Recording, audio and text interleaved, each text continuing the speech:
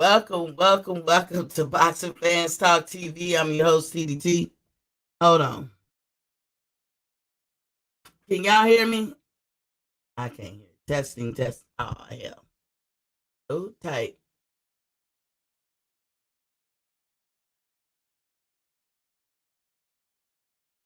I hope y'all can hear me. Hold up, because I can't hear me.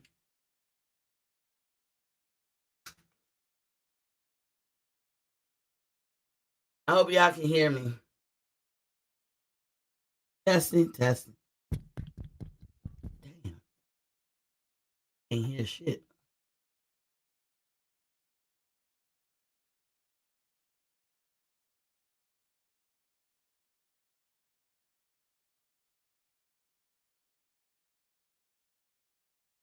Oh, damn. Okay. Lord.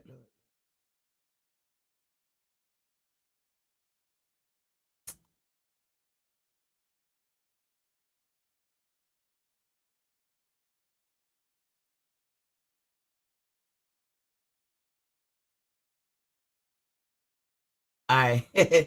I don't know if you guys can hear me. If y'all can hear me, let me know. This damn thing is tripping. Oh my goodness. Guys, hold up.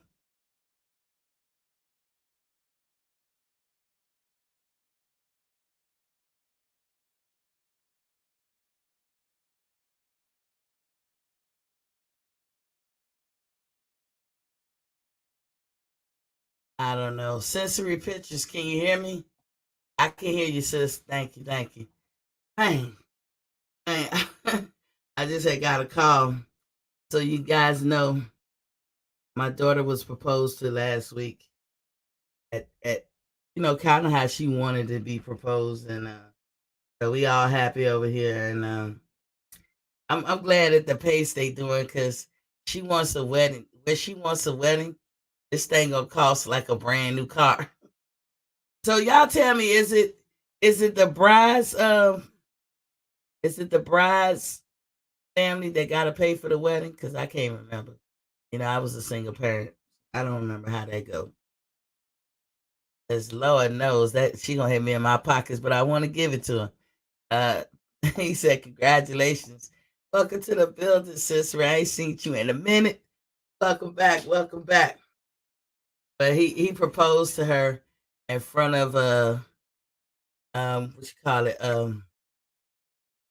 Cinderella's castle. They Disney heads. It's the bride's father, but family. Yeah, look, I can't count on him. I'm sorry. I really can't count on him. I don't really know what he gonna do, but I can't count on him. And he be tripping, you know, one of those. I don't even want to say deadbeat or nothing, cause I'm over it. I'm over it. She raised now, so. But he got excuses that I just don't understand. Like he can't do that. He ain't did nothing else. And I ain't picking on him. I ain't picking on him. I'm just saying. It's a fact. I'm not even mad at him. I get along. I get along with him. I just what's done is done. I'm over it. But I just don't know. I don't know how it's gonna be. He said in this day and time, it's everybody's responsibility to tell me about it. Like if I have to go get me a job or damn, whatever. I'm gonna save up. I'm gonna do it. I got 2 years. She want to do it in 2 years from now, so I got 2 years to get it together. I'm gonna do something. But when she showed me, when I tell y'all this bougie as hell, ooh, I be cracking up about myself because when I was a kid, I was a little tomboy, but I like bougie shit. That's so funny to me. Bougie is a bitch, bro. Y'all bougie. But I'll pay for my bougie. It's like give me the creme de la creme. Shoes. Put me up there where Cinderella is, hook a sister up. That's me. That's crazy. Y'all come in and hit the like button. We ain't gonna get too much into the water. Oh, damn, we ain't even do my normal. Look, I'm all discombobulated talking about this wedding. So y'all see where my head at.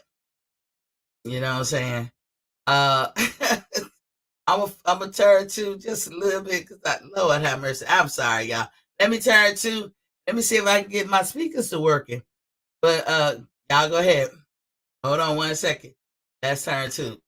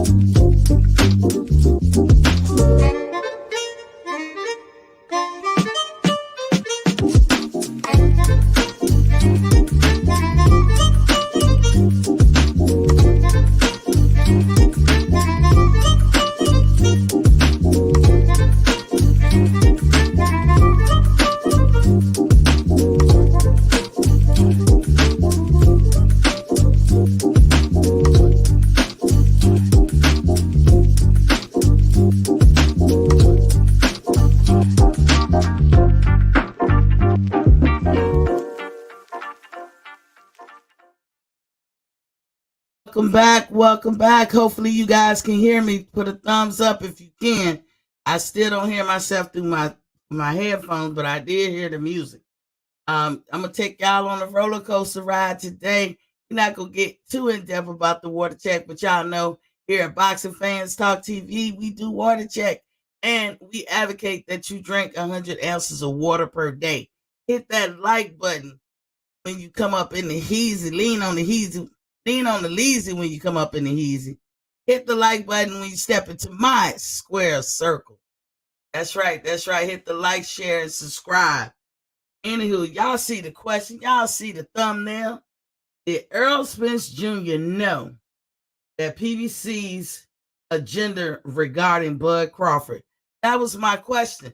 And let me tell y'all this. We're going to talk about the fights that happened this weekend.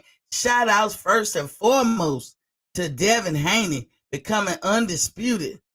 Ooh, that felt good this weekend. And I watched I went back and watched the Cool Boy Step box. Oh, that boy can box. But Devin Haney, I'm proud of you. I'm proud of you. Let's get this back in money. What's popping, King? He said, "What's up, Lady T?" Loud and clear. Let's get this black back in money. Is that you, D-Town? Sister Picture said it did. It did. So we're gonna go on this. We're gonna go on this roller coaster. Y'all know how deep Miss T gets. Y'all know how my mind be wrecking and trying to come up with concepts and thinking and stuff. I'll be listening with the third ear and looking with the third eye, as if we got three eyes, as if we got three ears. I don't know, but that's an old saying. People be saying that all the time. But I damn sure be listening. What I amounted to is paying attention to detail. You gotta pay attention to detail. So let me make sure I got the screen shared right, because I'm gonna play something for you guys. Let me make sure. Not that. That was some of the places she was talking about she want to go. I was like, God damn. Ooh, Miss T gotta get a job. I got to get a job. Now, I'm going to play you guys a video. This is not my video. Matter of fact, let me go ahead and put my banner up that said, I do not own the rights to this program. It's for educational purposes only. You hear me? You heard me? I don't own it. But, sometimes we share what other folks do on YouTube or whatever. So first, let me say, this is by Trill Boxing Talk. I think I'm a subscriber to him. I watch his shows. I just don't be on them. A lot of times I can't watch everybody's show because I'm out and about doing errands. Yeah, I don't have a job, but I'm pretty busy during the day. I find stuff to do because I'm a believer in be productive every day, no matter if you got a job or not. Yes, I'm retired or whatnot, but that don't mean that I can't get up and be productive. So I be doing a lot of stuff, and I don't have time to sit down and watch everybody's stuff. But I will say, the way I do my show is I get up and I read. Even when I'm out and about, if I'm at appointments, I'll be reading articles, looking at video clips and stuff. But I watch people's shows a day late because you can't help what you see. And you can be influenced by anything you see. And let it be said that everything I do is authentic. That come from my head, my concept, what I thought was important, and what I gleaned that, just jump out at me. So that's why I do it like that, because I don't watch everybody's shows and then do my show. I do my show and then I watch everybody's show from the day before. That's what I do. If I can, if I got that kind of time.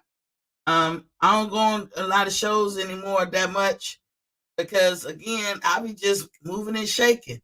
And now that my daughter hit me up with this wedding, I think I'm gonna have to give me a little job just to save up because I want her to have the princess wedding she wants. So anyway, did Errol Spence Jr. know PBC's agenda regarding Bud Crawford? That was my question. Do y'all remember when I asked that question? I asked that question after the Tim Smith interview. I told you guys that I am no longer buying any pay-per-views. They lost a good one with me because I was that person. I spent so much money in subscriptions, whether it's cable, subscriptions to any kind of app or I'm gonna say like Paramount, Hulu, Netflix. What don't we got up in this house? I buy all that shit. ESPN Plus, The Zone. I make sure I don't miss no boxing. So I always been that person. I would buy the fights. Everybody be like, you wasting your money. Don't buy that fight. I buy it anyway. Even when PBC was going through that little thing where they was trying to put everybody on pay-per-view, just robbing the bank or whatever, and I was still buying that shit. Tim Smith come out with an interview. I want to say it was January. If y'all remember when that happened, let me know. But from my memory, it was January. Dre's Finest is in the building. He said, hey, MST, blessings, my sister, blessings to you. He said, let's get that back end money. He said, no, this is Maceo. Oh, that was Maceo. My bad. Y'all crack me up when y'all say that. But yeah, I was that person that bought all the fights. Tim Smith come out, and I'm paraphrasing. In other words, look, we won't in the past, present, or future have any intentions of making a Crawford fight with Spence. We ain't gonna do it. We not doing that shit. And I'm like, what? And you just, all this time, all these years of this back and forth and this controversy and these Errol fans and, some people can say these Bud fans, but I think it was more so the Errol fans off the chain. And, going back for calling this man everything but a child of God, disrespecting him, what didn't they call him? It was just disheartening to listen to all that time. And then only to find out, my only hope is that, you know what? One day they'll meet up and it'll be on and popping. Then we can see what's really good. Y'all hit that like button when you come in. Sensory Picture said it was in August. Oh, way back then? Okay. So, that Tim Smith said that? No, that was in January. That was January. I'm talking about Tim Smith with the PBC. January or the end of December. It wasn't that long ago. But he came out and said, basically, they ain't got no money for Crawford, even though they ain't sit down and talk to him. You know, that interview he had. And we was like, well, what the fuck was all this for? You know, everybody was upset. And I remember because I made a pledge, because I bought fights in December. And I bought fights in November and October. You know, but I made a pledge. I said, I'm not buying no more PBC fights until they get some act right. You just ain't gonna be taking my goddamn money. Now, I'm just not giving it up that easy. And that was recent in Sensory. So I was like, oh, okay. You said I was in Cali at the time trying to get back home. I swear to God, it won't that far back because I was still buying PBC fights up until the end of December. I promise you, Tim Smith, if anybody know what date that was, or they can look it up right quick and chime in. But to my knowledge, I was just going off for January because I remember I was like, what? I was so pissed. I said, you lost a good one. And I'm going to tell you, we in June and I have not bought a pay-per-view. We in June. And I damn sure won't go buy one on DAZN. And DAZN tripping. They ain't even grandfather a nigga in or nothing. I was one of the first people to get DAZN when they came over here. And when they tucked tail and went back overseas, I still kept the subscription. So I'm like, what the fuck, DAZN? You can't grandfather nobody in? You think I'm going to buy a Canelo fight? Fuck no, I ain't buying none of that shit. You know? He said, I don't believe that Spence knew anything about what PBC is doing in the closet. I find Spence to be a truth-speaking brother. He have not lied yet. Dre's Finest, don't get mad at me. Don't get mad at me because I'm going to show you this video. I'm going to play this video because it ain't my content. This belongs to Trail Boxing. He got it up. You can go see it. And, I mean, what's funny is to me is that this video that he made 4 years ago answered the very question that I have just recently, not that long ago, come up with. I didn't ask this question 4 years ago. I asked this question when Tim Smith made that video. I remember going to different platforms and asking the question, and nobody really could speak on it or speculate on it because they didn't know. All it would have been was hearsay. But my biggest question was, well, if you had no intentions of ever making a fight with Bud, did Spence know? That's what I wanted to know. Sister said the second comment by Smith was in January. Okay, well then that's the one I'm going by.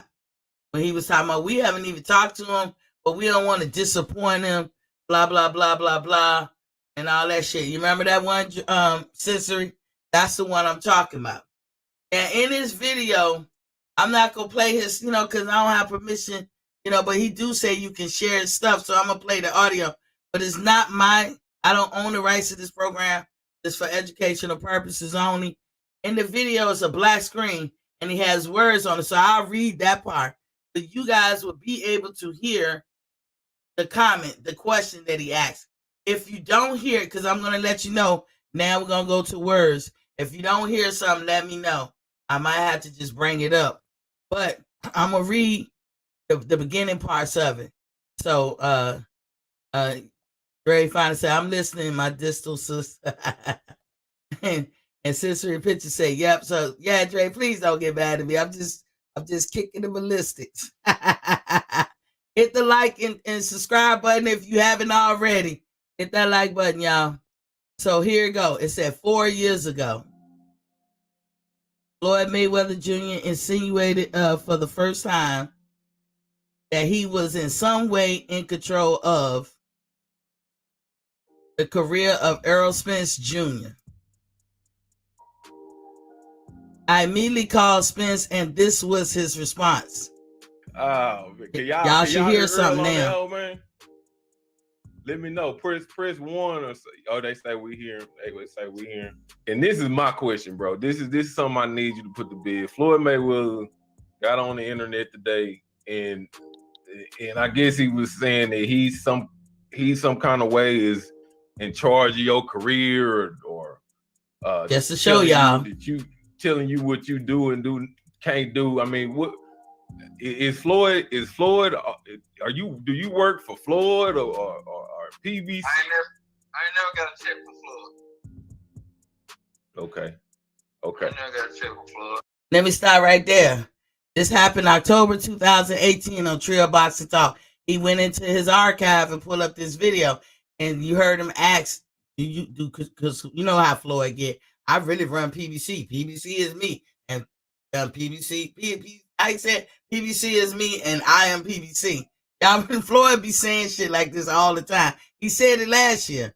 So Trio was saying Floyd been up to these dirty tactics years ago, and he had to address it. And let me tell y'all for the record, I'll get to that after the minute. But this happened in October 2018, and you just heard the answer: is Floyd in control of your career? Or is he running your career?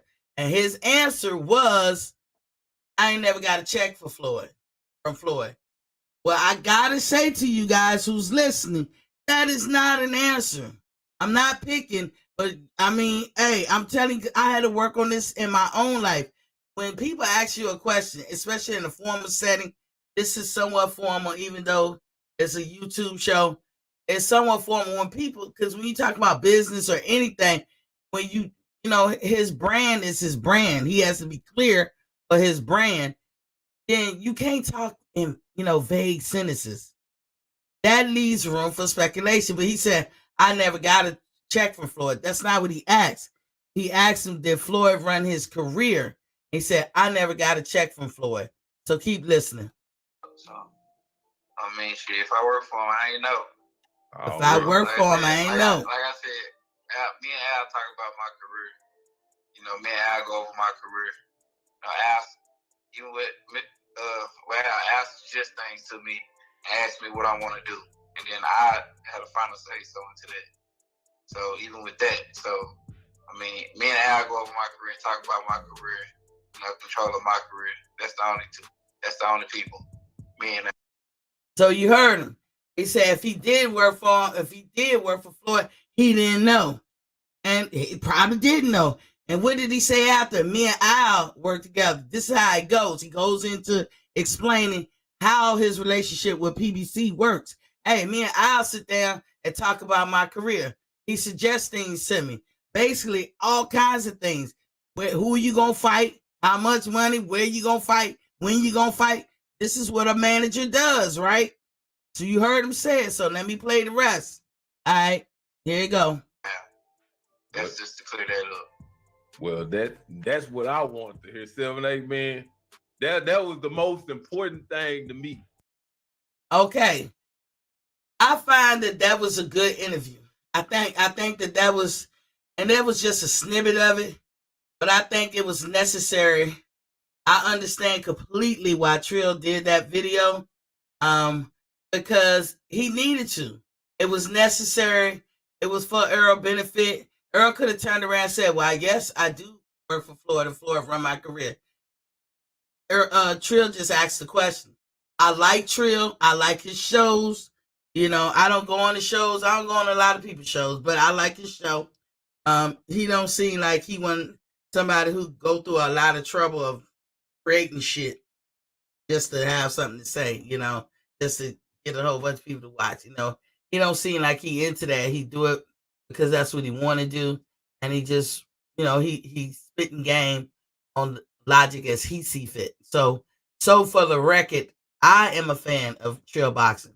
So I don't need y'all going out there and be like, "Oh man, she was saying it, whatever." But I will. But y'all know I'm gonna always speak the truth. Sometimes you can let stuff out, and you can inadvertently say something else you wasn't thinking that you was gonna say.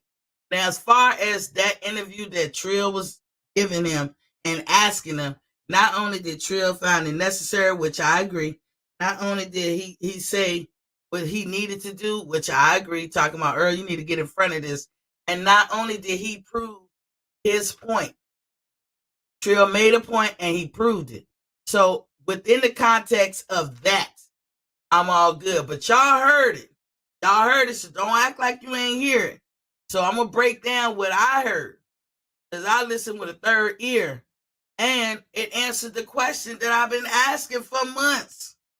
It really does. Jay finally said, "I'm listening. My sister Smith has more shit with him than the outhouse toilet.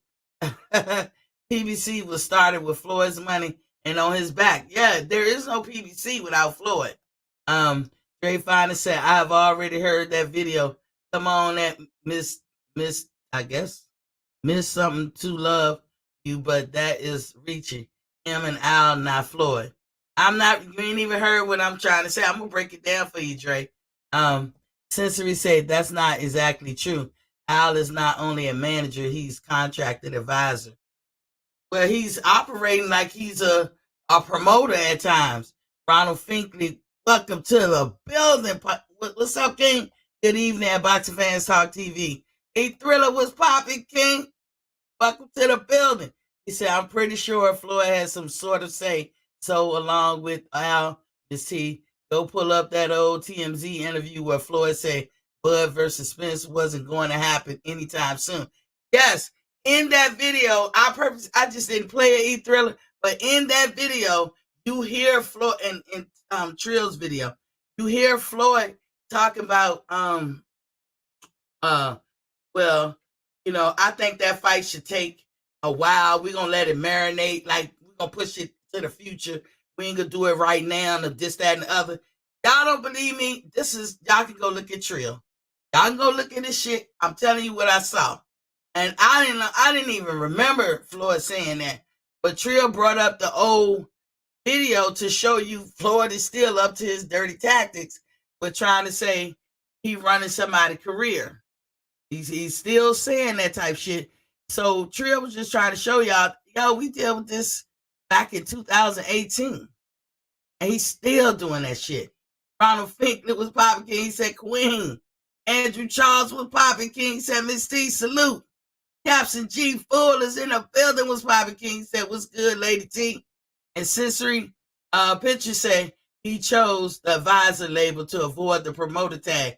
Tom Brown is the promoter for PBC. Yeah, y'all gotta wonder why people use different names that come with different privileges. Like if you a housekeeper and you say I'm a custodian technician, or CNAs, not knocking the CNAs out there. Shout out to y'all. Y'all do a good service. But a lot of y'all CNAs be claiming y'all nurses, and you're not. Sorry. I ain't trying to pick, but you're not.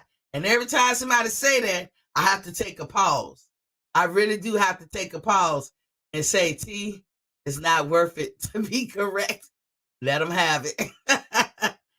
Toby Barnett is in the building. He said, salute, Miss T. Hope you good today, Queen. I'm good. And then Toby said, Big Ron Finkley, salute, brother. E Thriller said, exactly, that's the interview, Miss T. So why would Floyd say that if he don't have any input over what's going on? But see, E Thriller, we can speculate. That's the problem. We will never see that contract. But to me, I know there is no PBC without Floyd. That Al Heyman runs that place kind of like a hedge fund. And maybe as a promoter, you can't do that. Maybe as a manager, you could do that. They need to come out, these managers and promoters need to come out with exact mission statements so we can know what's expected of them. But I do believe Floyd got something. I just don't know what. I'm not saying he do. I'm not saying he don't. He got something, but he has maintained since, as Trill say, they dealt with this shit back in 2018. Here it is, 2022, and Floyd's still saying shit like that. So he might got a point. He might actually do got something. Y'all hit that like button. Toby said, E Thriller, what up, brother? You good? Ronald said, at E Thriller, the Black Picasso already. True media, they disrespecting Bud.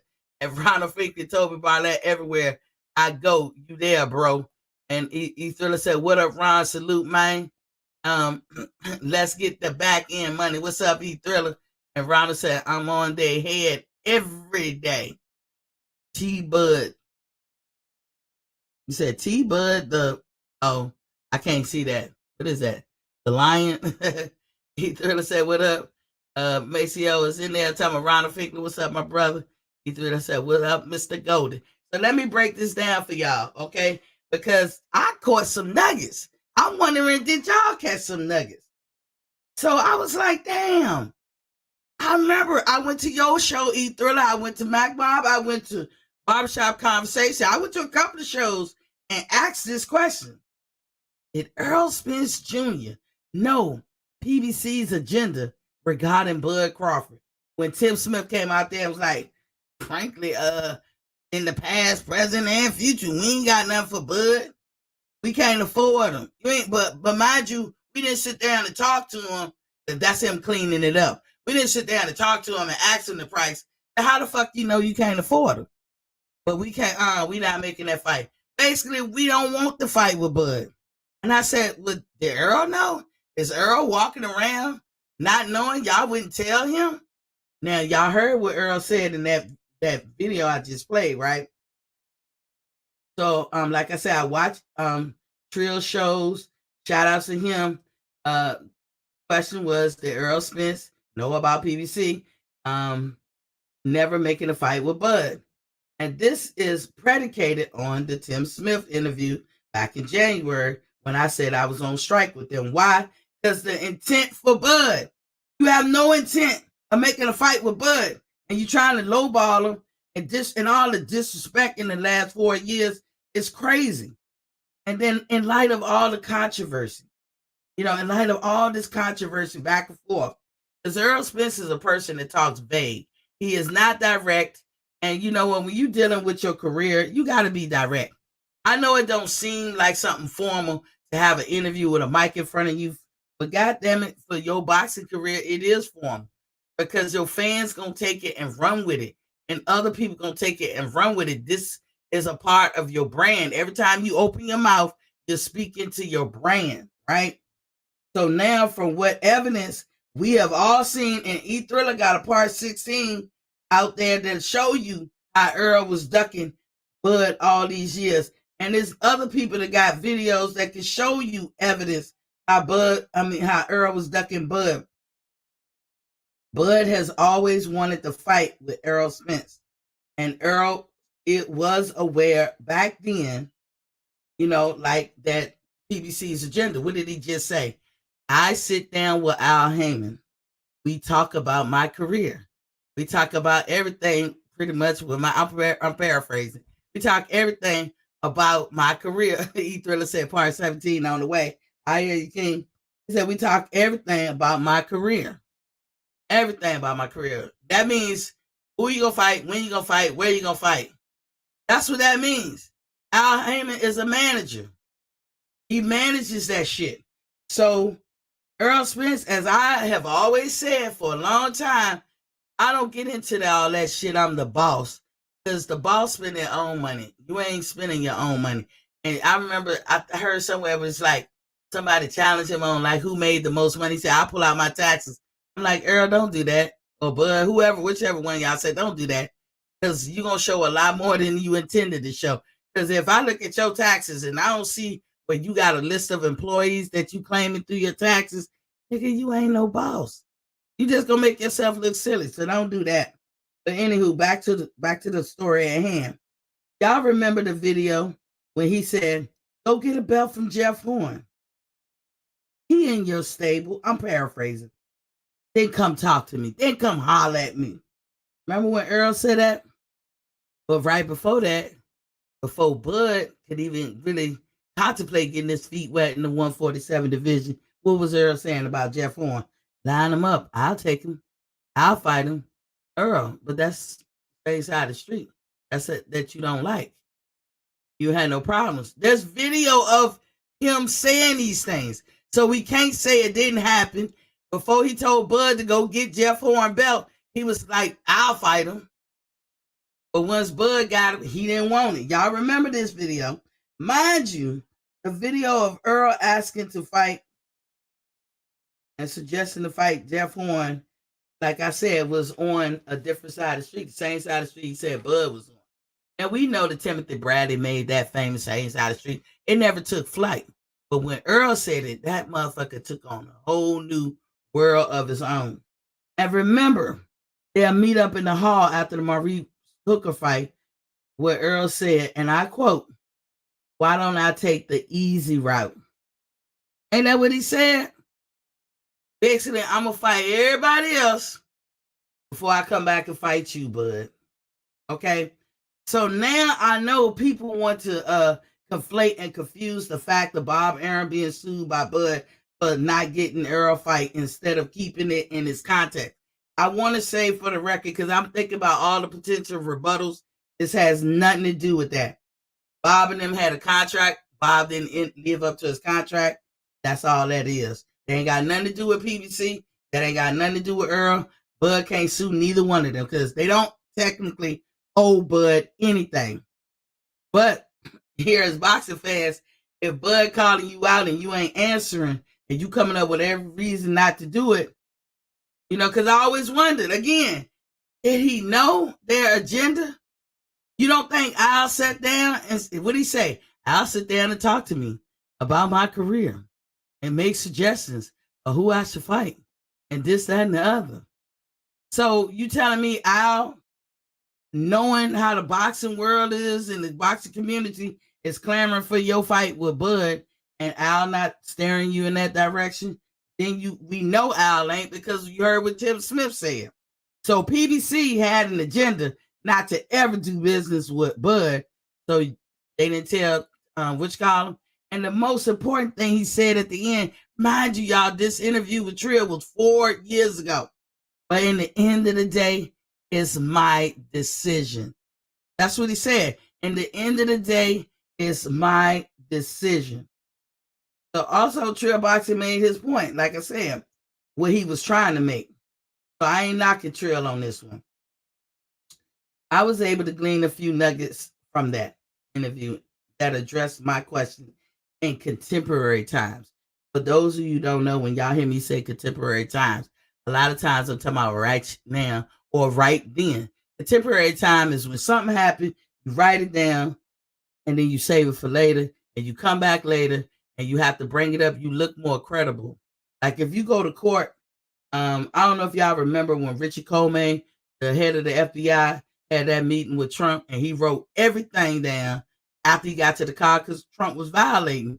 And he wrote that shit down, put it in an email, and sent it to certain folks. But when it's time for him to go to court, guess what? They couldn't fuck with him because he wrote it in contemporary times, meaning right then and there. So, you know, like nowadays, like where we sitting here right now talking, we're in contemporary times. For us, you know what I'm saying? So it would not have been relevant back then, but today's time it is. So what he said, what I'll suggest, and Al helps me make moves with my careers. But in the end of the day, I make my own decision. Y'all remember that video when Bud was firing Bob? And he said, TGB said, Tom Brown said, yeah, we can try to make the fights all day long, but it's really up to the fighters if they want to do it again or not, or do it. And Bud said, wait a minute, rewind that, what you say?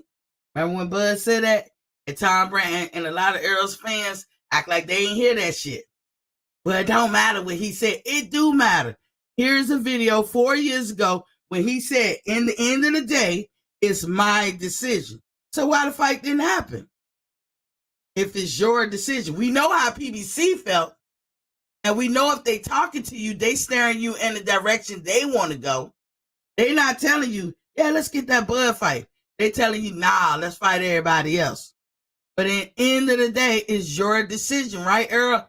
That was 4 years ago. This really don't have nothing to do with the interview that Trill Boxing was trying to make.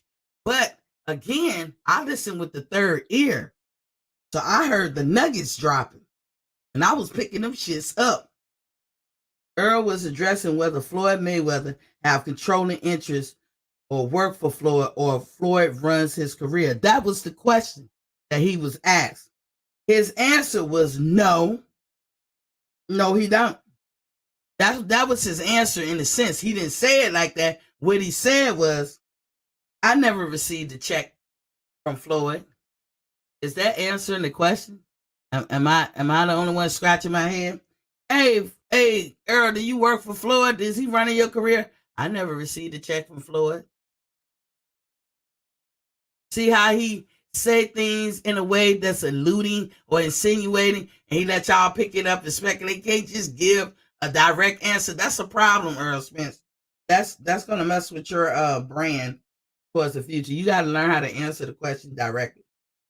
Then he went on to explain how it works for him at the PBC. I'll make suggestions. I will keep saying that shit till it sink in. I'll make suggestions. He sit there and help me make moves for my career and suggest things and tell me, what move I should make and where I'm fighting and blah, blah, blah, blah, blah. I'm paraphrasing. Isn't that what he said I'll do? But at the end of the day, Al, no matter what that man say, I have the stock photo right beside me and I'm listening to him on the intercom and he's making suggestions to me. But no matter what he say, I get to call that shot.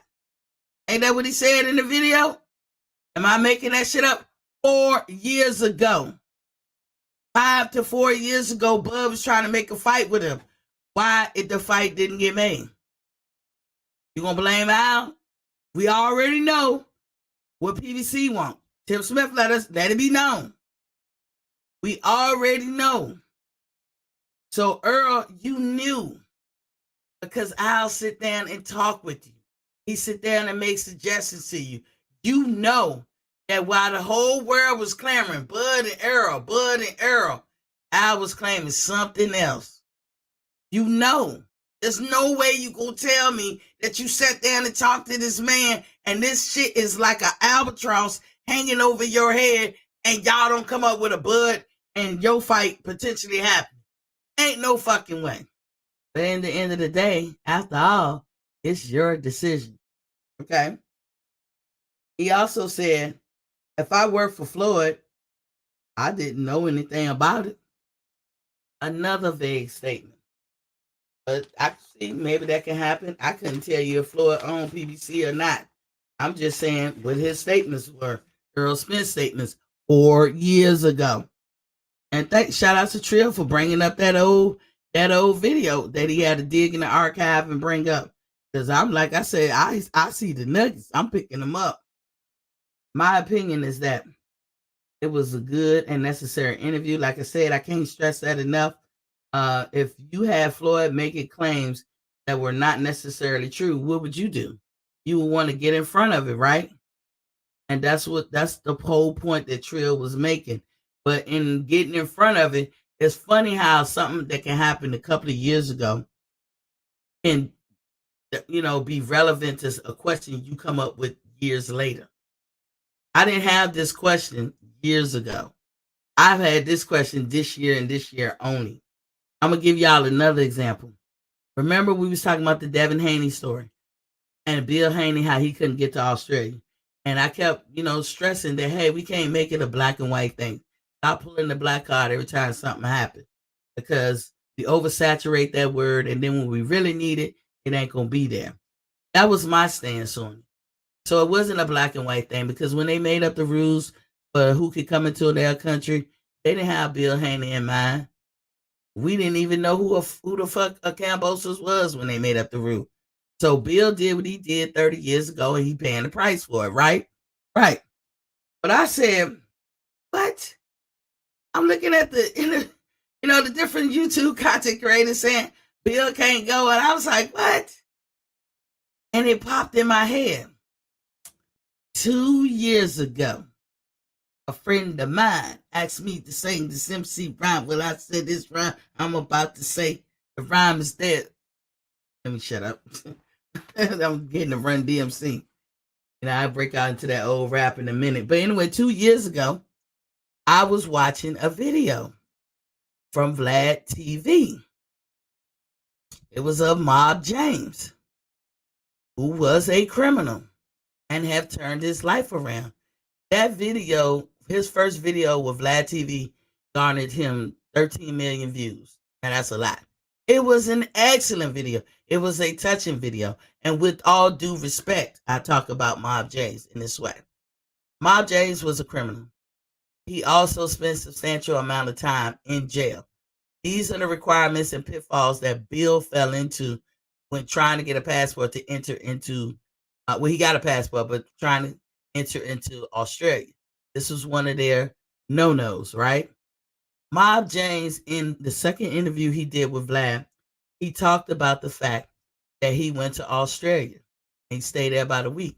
And he had speaking engagements. And he talked to people probably about his life. Because he has a podcast now. And I scratched my head and I was like, wait a minute. I heard Mob James say he went to Australia. And if they had the rules back then, how did he get to go? And I said, well, they both from, Bill and him is both from Cali. Maybe they need to link up and talk about a few things. Now, I personally don't know if Bill ever did that. Did that information get to him? But I do know I didn't see nobody else point that out. And I ain't saying it like I'm Barbara Badass. I'm just saying I didn't see nobody point that out. So I was just like, oh, well, maybe somebody need to look into that. Because you break the rule when you want to, but you now the eyebrows can be raised like, how you ain't hold Mob James' feet to the fire? And then, is there a list of people from all over the world who went to Australia that have spent substantial amount of time in jail? And was substantial, they meant substantial by 12 months or more. Mob James did 12 months or more. He went to Australia. So how come Bill can't go? I pointed that out leading up to that fight.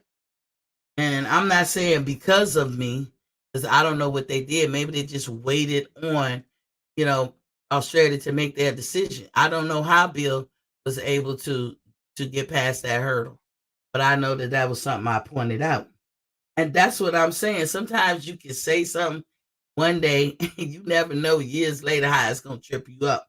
And what he said 4 years ago, getting back to Errol, answered the question that I had since January. Did he know? You damn right he knew.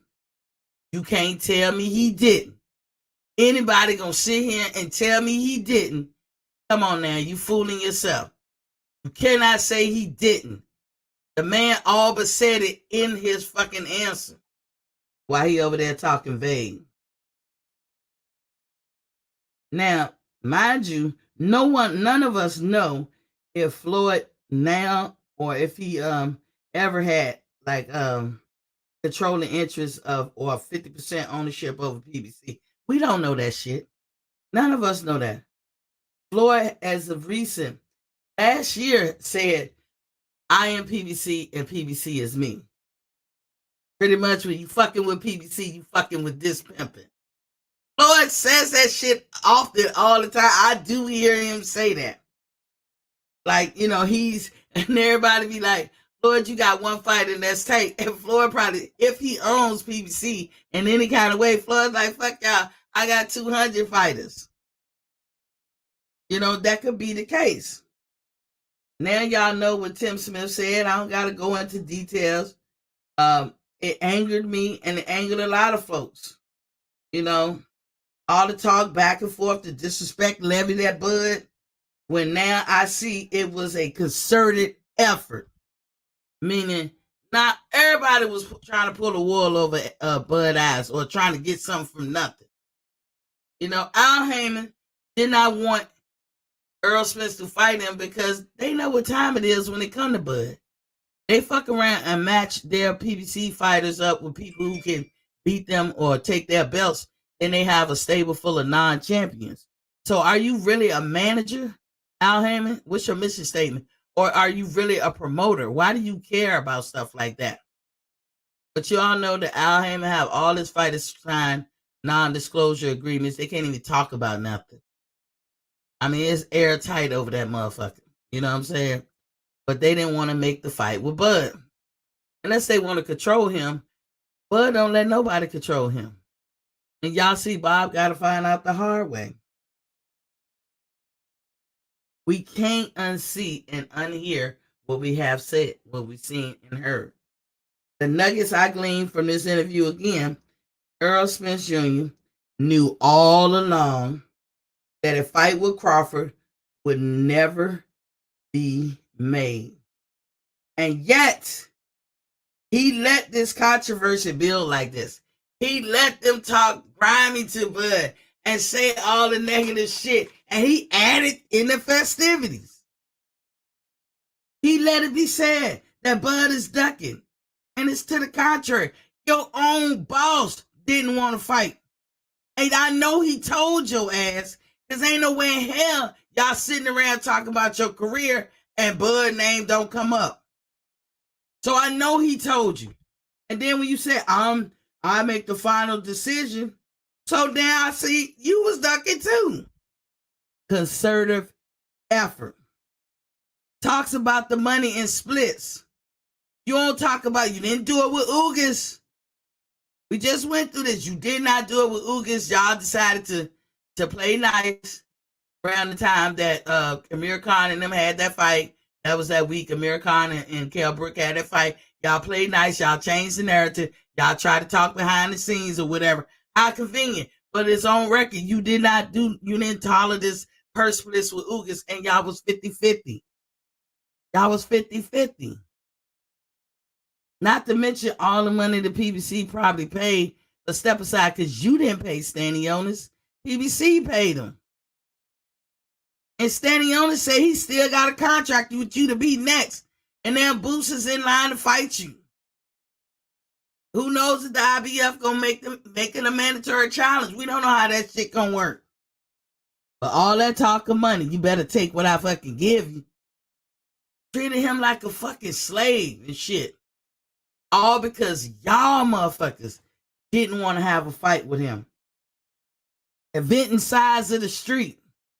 What was the size of the street applicable to Tyson Fury and Deontay Wilder? Because Deontay Wilder was PBC and Tyson Fury was Bob Arum. But where the side of the street happened then? Calling Bud out his name. Errol lying on the regular. And let me tell y'all, an omission is a lie. An omission is a motherfucking lie. You know, how I know? It's in the answer, y'all. The facts in the answer. Again, I'm going to read the facts. This interview was 4 years ago. Errol said in his own words, I sit down and talk with Al. He makes suggestions. But in the end of the day, I decide it's up to me. What more do you want me to say? We cannot act dumb. Like I'll have a whole conversation with Errol about his career and Bud name never comes up. We really cannot play that stupid. Here's what we know though. Bud has been asking for the fight for approximately 5 to 4 years. Bob Arum, to get the re-signing of Bud, or as some people say, restructuring of the contract with Bud, made a deal in writing. I'm going to keep saying in writing,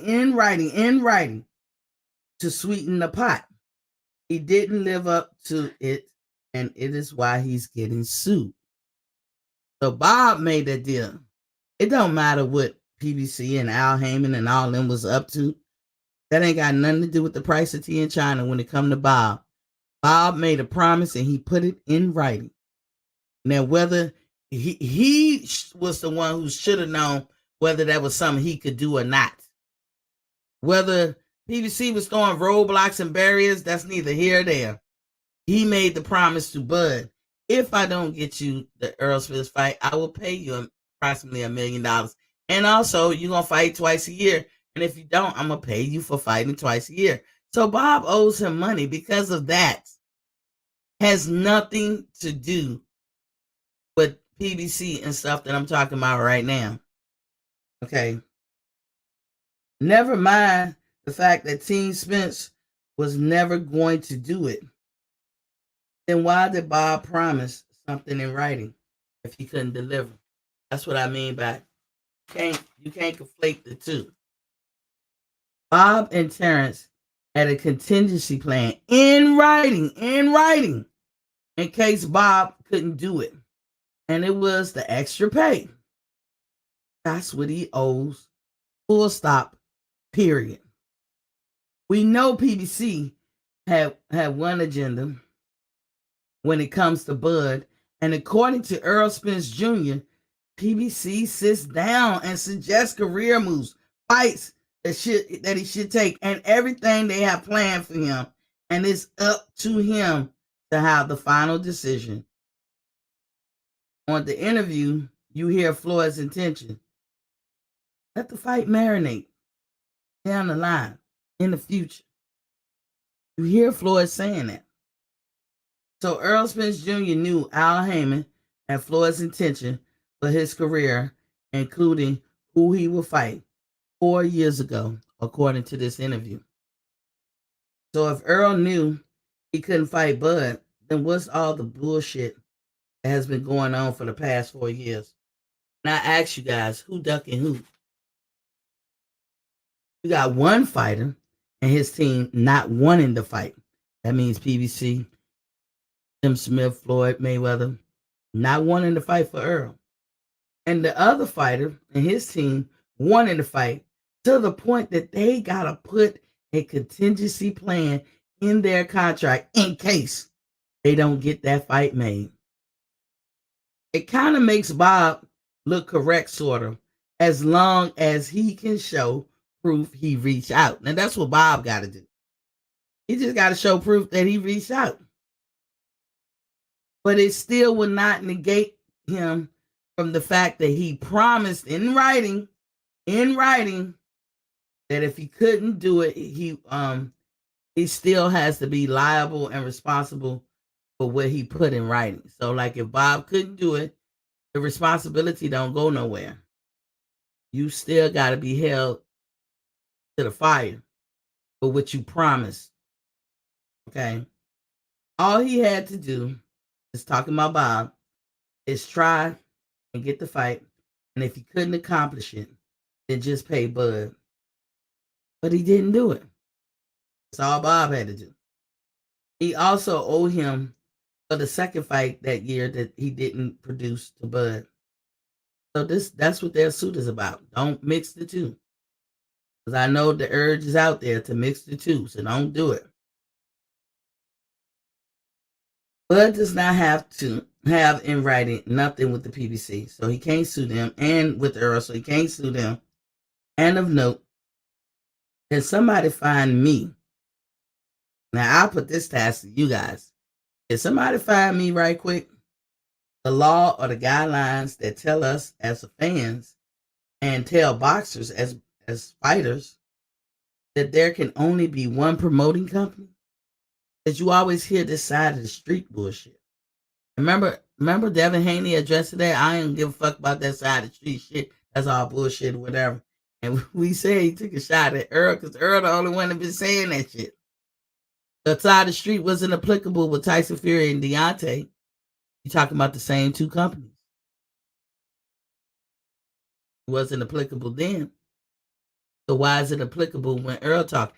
So we know what it looked like to me. Earl knew they weren't going to try to get him to fight. He knew it. And he probably didn't want the fight.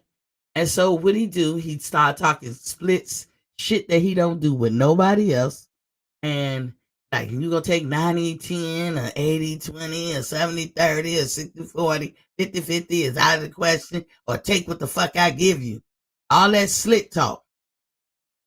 He didn't do that with nobody else. None of his other opponents. And Bud far exceed any fucking thing that Spence opponents could do. Bud beats them all. But he never talked to none of them like that. Just Bud. Just reserved for Bud. And if you can put it in the public mind, what he did was put it out in the court of public opinion. If you can put it out there like that, like, yeah, well, we having trouble with these splits and Bud is pricing itself out and all this bullshit, the blame won't be on him when the blame is all on them. Bud wanted to fight. They wanted to marinate according to Mayweather. And according to PBC, they ain't got no intentions of doing a fight with Bud. I just can't afford him. I don't want to embarrass him. I don't want to embarrass the fella. You can't afford him or you don't want the fight. Because don't say you can't afford. You found $40 million to pay Canelo. And 10 to pay Caleb Plant, who has never motherfucking had a pay-per-view in his life. So he can't be better than Bud at pay-per-view, but you found $10 million for that. And 40 for Canelo for a one-fight deal. So stop. Let's not act like your coffers are dry and you ain't got no money. Because you didn't sit down with Bud to discuss money, so you don't even know what he was going to ask. All you know is what he been getting paid, which was more than what y'all was paying Spence and guaranteed. So, but you can't afford Bud. You basically all but saying it, and you try to clean it up. Because when you try to say, mind you, this was Tim Smith, mind you, I didn't sit down and talk with him. Yeah, because if your motherfucking ass wouldn't have said that and cleaned that up, everybody would be at your neck. I'm sure Bud would be at your neck instantaneously. Like, nigga, when you talk to me, I don't even have no parts in that department. So how the fuck do you know what he wanted? And what was too much? You don't know. You don't know shit. You know what you were saying, basically, Bud, you're not even worth it. That's what you were saying in a nutshell. How we know you feel that way? Go back to that interview when Spence was talking when he had the blue sweater on. How he put Bud down just out the blue. I've never seen Bud put him down, but just out the blue. He just started putting him down. I can't remember E-Thriller. Y'all probably remember that when he did that, when he had a blue shirt and he wouldn't call all Bud's fighters, the people that he fought, tomato cans and this, that, and the other. Out the blue. Y'all basically want to project an image of somebody who's less than and not worth it. And then you get mad because people got a problem with that. Promoters can only fight people in their company. That's what I want y'all to find out. Is it a thing where only PBC can fight PBC? We know that's bullshit, but I'm just asking y'all to find it in writing. Tell me. What was all the money talks, like I said? If there was not even going to be a fight made, then why speak on that? We established now that Errol knew that the PBC had no intentions on letting them fight. And if Errol knew that about them, then he knew. He knew if Errol is the big fish, his own boss, then as he said, he gets the final say. But the fight never happened. 4 years ago, he said he had the final say. Errol was not much 4 years ago as he is today. So we can say that even Errol didn't want the fight. You got to say that. Because he has the final decision, remember? After all, it is his call. You know what I'm saying? And why couldn't he? I mean, all he has to do, this is all Errol has to do. He got a promotional company, right? He can go get a network and pose a fight card, right? Put together a fight card. And the network is going to give him a budget. That's how this works, y'all. They're going to give them a budget. Now, the network, like a Showtime or Fox, right? They pay people to come on their TV. This is how they keep people subscribed to them. Showtime makes a killing from their subscription. People who pay for Showtime. People don't go to Showtime just for boxing. They go for many reasons, other shows and stuff. But this is how they keep people interested because they give them a variety of stuff. So if Showtime, for instance, gave a promoter, let's say like Bob Arum, $50 million, Showtime probably expecting to make about $40 million back. Because Showtime pays for their content. This is how they get their subscription. And if they put on good fights, then people might say, hey, I want a subscription to Showtime because they put on good fights. You know what I'm saying? Bob Arum takes that money, goes secure everything, the venue, the dates, pay for the cameras, whatever, all that stuff, and it don't come up to $50 million. And he pays all the fighters with this. And y'all know he gonna lowball them. Golden Boy gonna do the same. All of them do this. Whatever money's left, that promoter keeps. So when they cut the check for Bud, who's under Bob, then Bob gets 30% off the rip of Bud's money. So if Bud was getting $4 million, Bob getting about 1.2 million of his money. And the rest Bud is going on with. But Bud got to pay his trainer, his manager, whoever else. That's how it work, y'all. Now on the back end with the pay-per-view, the money come back in. We can say that half of that money pretty much going back to the network. But like I said, the network, I don't think they'll be unhappy. I don't think they're expecting exactly the money they give out because they have a budget. Think about it like this. If you was a comedian and you wanted to put on a show and have it run on Showtime, Showtime will buy your show. They ain't getting no money back. The money is the fact that they can provide their audience a variety of content. You know what I'm saying? So Showtime might buy your show for $1 million, 2, 3, 5, or whatever. And it'll run on Showtime. See how that works? Same thing with boxing. They got a budget set aside to do boxing. That promoter keeps the bulk of the money. That's how they make that come up. But remember, those actions take money. So now either Earl don't got that kind of money, or he doesn't put up his own money for his fights. PBC does, or Earl not his own boss and work for PBC. One of the three. One of the three. Which one is it? Sides of the Street, from what I hear, Bradley started it. Let me be clear, Earl didn't start that. It never took flight. It's only when Earl said it did it really just take off. Sides of the Street arguments mean there can be no fight. When you hear the sides of the street argument, that's what you got to put in your head. Ain't no fight. Hence ducking / avoiding. And like I said, y'all remember when Devin Haney spoke on it. Pretty much saying the same thing. The newly crowned undisputed king of the 135 division, Mr. Devin Haney. Bud made contingency plans on if he didn't get the fights that he wanted with Errol. And he put it in his contract.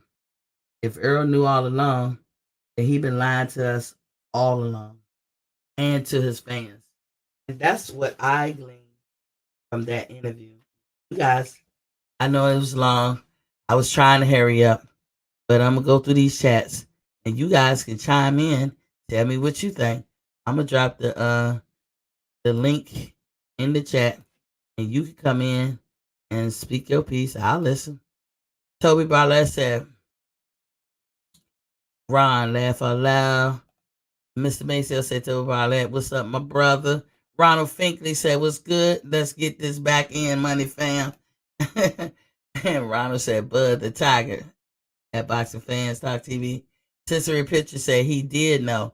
He thought he was going to fight Manny and Canelo, but we see how that went. Yeah, Earl knows. This changes the landscape. He knew 4 years ago. What was the last 4 years all about? Somebody tell me. Ronald Finkley said, I can't wait. Sensory said, Earl been ducking going on 5 years. Indeed. E Thriller said, part 17 on the way. All right, King. Ronald said, I really believe Terrence Crawford is going to beat Spence in orthodox stance. That's, he might. He could do it either way. Sensory Picture said he told Bud that in 2018. Yeah, and he made that interview with Trill in 2018. 4 years ago, y'all. Floyd don't have to be present to know what's going on. They smoking rocks if they think Floyd don't have a voice. I believe he got to what degree, that's all I'm saying. I don't know. Because Floyd ain't going to never let you see his contract. Let me tell you, and Floyd owned most of his fights. Not when he was with Bob, but he owns most of his fights. And I'm going to tell you, when it's all said and done for Floyd, I can see him writing a tell-all book, telling his secrets or whatever. He'll never tell it now. But when he get older, he'll probably write a tell-all book. Explain that shit going to sell through the roof. The story of Floyd's life is going to sell through the roof. Maceo say, E Thriller, I know 17 is on the way. Laugh out loud. You was trying to do it. But they keep coming up with this bullshit. Sensory said, it's too late now. They have to do business with Bud. Yeah, it seemed like Bud and backed them in the corner. It's the only money fight that they can be made in boxing. It's the biggest money fight. Andrew Charles said, fire. Sensory said, Errol knows that if he fought Bud, he wouldn't have made it to 3 belts. Yeah, hence let me go the easy route. What's wrong with working for Floyd? If it's okay to work for Al, it should be okay to work for Floyd or work for anybody. Ain't nothing wrong. I mean, that's your flavor. But you got to take what come with that, the good, the bad, and the ugly. Sensory Pictures say, by law, fighters don't have to do what promoters say. They can make fights themselves. But here's the rub. When you work with Al Heyman, he has a non-disclosure agreement that you got to sign. And their contract says he gets final say. A lot of people don't know that. President Jafar said, Cook Queen, I tried. President Jafar said, I'm not saying nothing more on this. The truth will eventually come out. It's out. That interview answered my question. And I gave y'all the answer, just like Mob James' interview 2 years ago. Made me think of what Bill Haney got going on now with trying to get in that country. And I was like, well, fuck, 2 years ago they let Mob in. How they ain't letting you in? You see what I'm saying? Sometimes you will say something years late, and then years later, that shit can come back to haunt you. The truth should always set you free. But that's what Errol get for being vague, because he talks in vague terms all the time. But did Floyd run your career? Well, I never got a check from Floyd. What the fuck kind of answer is that? E-Thriller say, yep, he was hating. And still is in the building. He said, Errol team, PBC, Showtime, our businessman when it comes to Bud. And Bud do better business than them. I have to say it that way. And still, I respect what you're saying, but I think Bud is a better businessman. Not that we have to compare, but I don't think PBC is all that about business. They run a hedge fund. I think if you was a promoter, you couldn't run a hedge fund. You don't see no other promoter trying to run a hedge fund. And I'm telling y'all, Al Heyman runs a hedge fund. That's where they get their money from. That's where they got their money from in the beginning. So it might behoove him to call himself a manager instead of a promoter. But let's think, they overlapping. A manager is more like a lawyer. A promoter and the manager can overlap on some things, but their mission statement is slightly different. PGA's Big Dog said, salute Queen T, welcome to the building, King. Then he said, Bud's still out here holding up this fight. What the fuck is he doing? Make the damn fight. But you gonna always say that, PGH, but that's your boy Errol Lion Ass Smith. Tim Smith's son. Errol Spence, Tim Smith. I put that name together. They one and the same. When they say you're not gonna go by nothing I said, you're not gonna even listen to that video. Errol Spence said he got the final say. What he doing? And then Jay Gibson said fire. So I put the link in the chat if anybody want to come and dispute what I said. I didn't make up nothing. I told y'all what I saw. Y'all hit the like button, please. Please hit the like button and hit the subscribe button if you haven't already. I didn't make up anything. I told y'all exactly what I saw. I told y'all in context what Trail Boxing was saying. I think it's called Trail Boxing Talk. What he was saying in context, what he was saying was relevant for the point he was trying to make. But in Errol being vague and talking like he talked, he dropped some nuggets. So I'm telling y'all, I'm asking y'all, because we was trying to look for the fight 4 or 5 years ago. So you telling me 4 or 5 years ago, Al Heyman and Errol Spence didn't sit down and talk about Bud? Bud name never came up, right? Never came up. And think about today's time, as big as this fight could be, Bud name never came up. I mean, he backed into a corner now. Because if he don't fight Bud, he going to really look silly. I ain't saying he will fight Bud, but I'm just saying he's going to look silly. But last year, you mean to tell me that when he was sitting there trying to map out Errol Spence's career with him and what moves he going to make, all this stuff, Bud name never came up? Never came up with Al. Al never said, hey, it's this fella Bud Crawford. When he was with Bob Arum, they used to send me emails all the time trying to get a fight. What say you on that? Do you want to fight him? Look at how he acting now. I'm telling you guys, people, y'all gotta open your eyes. People tell on themselves. He don't want to fight Keith Thurman. He's adamant about that. Look what he said to the fact. I'm paraphrasing. I ain't fighting that nigga. But don't you know PBC wants him to fight Keith Thurman? I guess he do have the final say. So if PBC walks up to Errol and say, we don't want you to fight Bud, what Errol said, okay. He's adamant he's not going to fight Keith Thurman. He doesn't want to. Not that he's scared, he just doesn't want to. He doesn't like Keith Thurman. But Al Heyman and them are adamant that he going to fight Keith Thurman. Because they see the money in it. So they sitting there and they talking about it. You telling me they ain't sit down and talk about Bud? Really?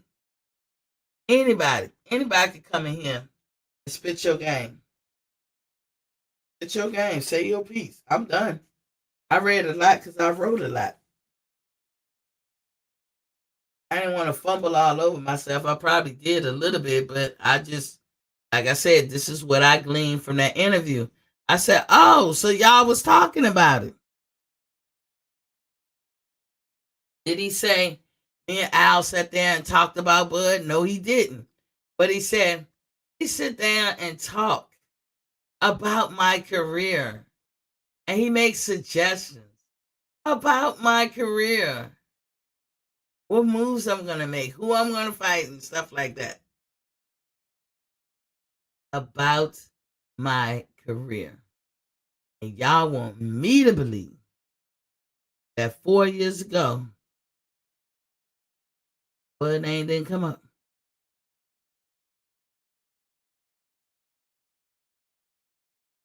So now you got all these people that names came up. What's up, Maceo? What's up, Lady T? What's going on, baby girl? What's up? You heard me cooking? Girl, look at here. You cooking up something, goddamn girl. You cooking so good, I had to go to the Chinese restaurant. What you got on it? What you got on it?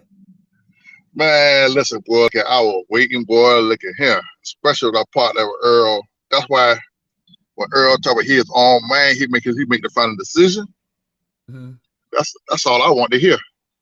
Now we know when everybody talk about why the fight ain't been made, and he ain't want to fight. Mm-hmm. Remember when Bud was fired Bob on the stage? Yeah. And that time at press conference, he said, No. That was when him and Porter had the press conference. Right. For the Porter fight. That fight, they fired him. But before the he fired him. But that's what made me think Bob tried to make that fight, and Earl never rejecting that fight, man. Mm-hmm. But see, Bob didn't live up to what he said. Bob must have thought at the time when he made that agreement in writing in a contract that he could get that fight. But right. That's why he made that agreement. But he right. saw that he ran into a brick wall. You think Bob didn't talk to Earl? You think Bob didn't talk to Al? I believe Bob. I believe Bob tried to make that fight, but they went. They were bucking on Bob. You know, they didn't want to deal with Bob on that shit. So either way, how it went, he still owed Bob that money because he guaranteed he could get him that fight, but he couldn't get it. Exactly. Regardless of what if he tried or not. But you know, everybody trying to make it out as Bud don't want to fight. Bud don't. Earl told you right then and there in that interview, shit, he is on man. He made the final decision. If Al came in and said, "Hey, would they kind of me with the fight here?" He just say yay or nay. And so you mean to tell me we know that Bud been trying to get the fight for the last 5 years? We know this. So you mean to tell me that Al sitting down talking to him about his career, Al never said, "Hey, what about that Bud fight?" Or that name didn't come up? Mm-hmm. And they're like E. Thriller put in a chat. And I remember he brought that back to my memory. When they say, remember, Floyd said a few years ago that they weren't making that goddamn Bud fight no time soon. Right. Okay. So guess what? If Floyd don't run your career, got anything to do with your career, why that fight ain't been made? Exactly, y'all. That's what I was thinking the same thing. Why the fight have not been made? You see the fight ain't been made. Huh? That's the question. Did Floyd get his wish? I don't want the Yeah, fight right yeah. now. We're gonna let it marinate. Did Listen, Floyd get his wish? like they say, he might have got a check with Floyd name on it. I guarantee that Floyd money. That's some Floyd money. Cause without Floyd, there is no PBC. I had You a feel what I'm racist saying? ass. Look, I had a racist story time, y'all. I had a racist ass senior chief named Tressler. Fuck that motherfucker if he listened. Mm-hmm. He was racist as a bitch, right? And he gave Uh-huh. me hell. And I did good work. And he came like towards the end of my tour in DC. And motherfucker didn't give me no end of tour award, old janky ass bitch. But look, he was my boss. And I'm telling y'all he was my boss. But guess what? My checks say Department of Treasury. It Thank never you. say Senior Chief Tressler, and he was my boss. So that Yep. answer, Floyd never gave me a check. It was funny to me. And guess what? I Navy guarantee didn't you, sign my checks neither. and I guarantee you, Al Heyman named out on that goddamn check. If it's on that name, it'll probably be Premier Boxing. Yeah. So what You kind see of what I'm answer saying? is that? So, Undisputed is in the building. Welcome to the building, King. What you got on? Hey, listen, Queen T. Yo. Listen, man. I'm listening to the show, man. You Bud fans are ridiculous, man. Listen. How are we ridiculous? We're telling you the truth. No. You're making up a bunch of crap. Listen. I don't make it a bunch of crap. The man said I'm going wrong. Let him have the floor, Mason. Can I speak, brother? Yeah, go Yes, ahead. sir. Go ahead. Undisputed. Bud has no options. Top rank. He don't? Suing them. Eddie Hearn said he's not going to sign him. De La Hoya's not messing with him. His only option is PBC. Errol Spence. Can I ask you something, Undisputed? He wants Charlo. Who's he with? PBC. Bud don't want this fight. It's been evident. He didn't blame the fans. He didn't blame Spence. He blamed Errol. The only one holding up this damn fight is Bud. It's a shame that we keep talking about you Bud fans are delusional as hell. The reason we don't have the fight is him. He won't sign a contract. He don't have no fight. He don't have no options.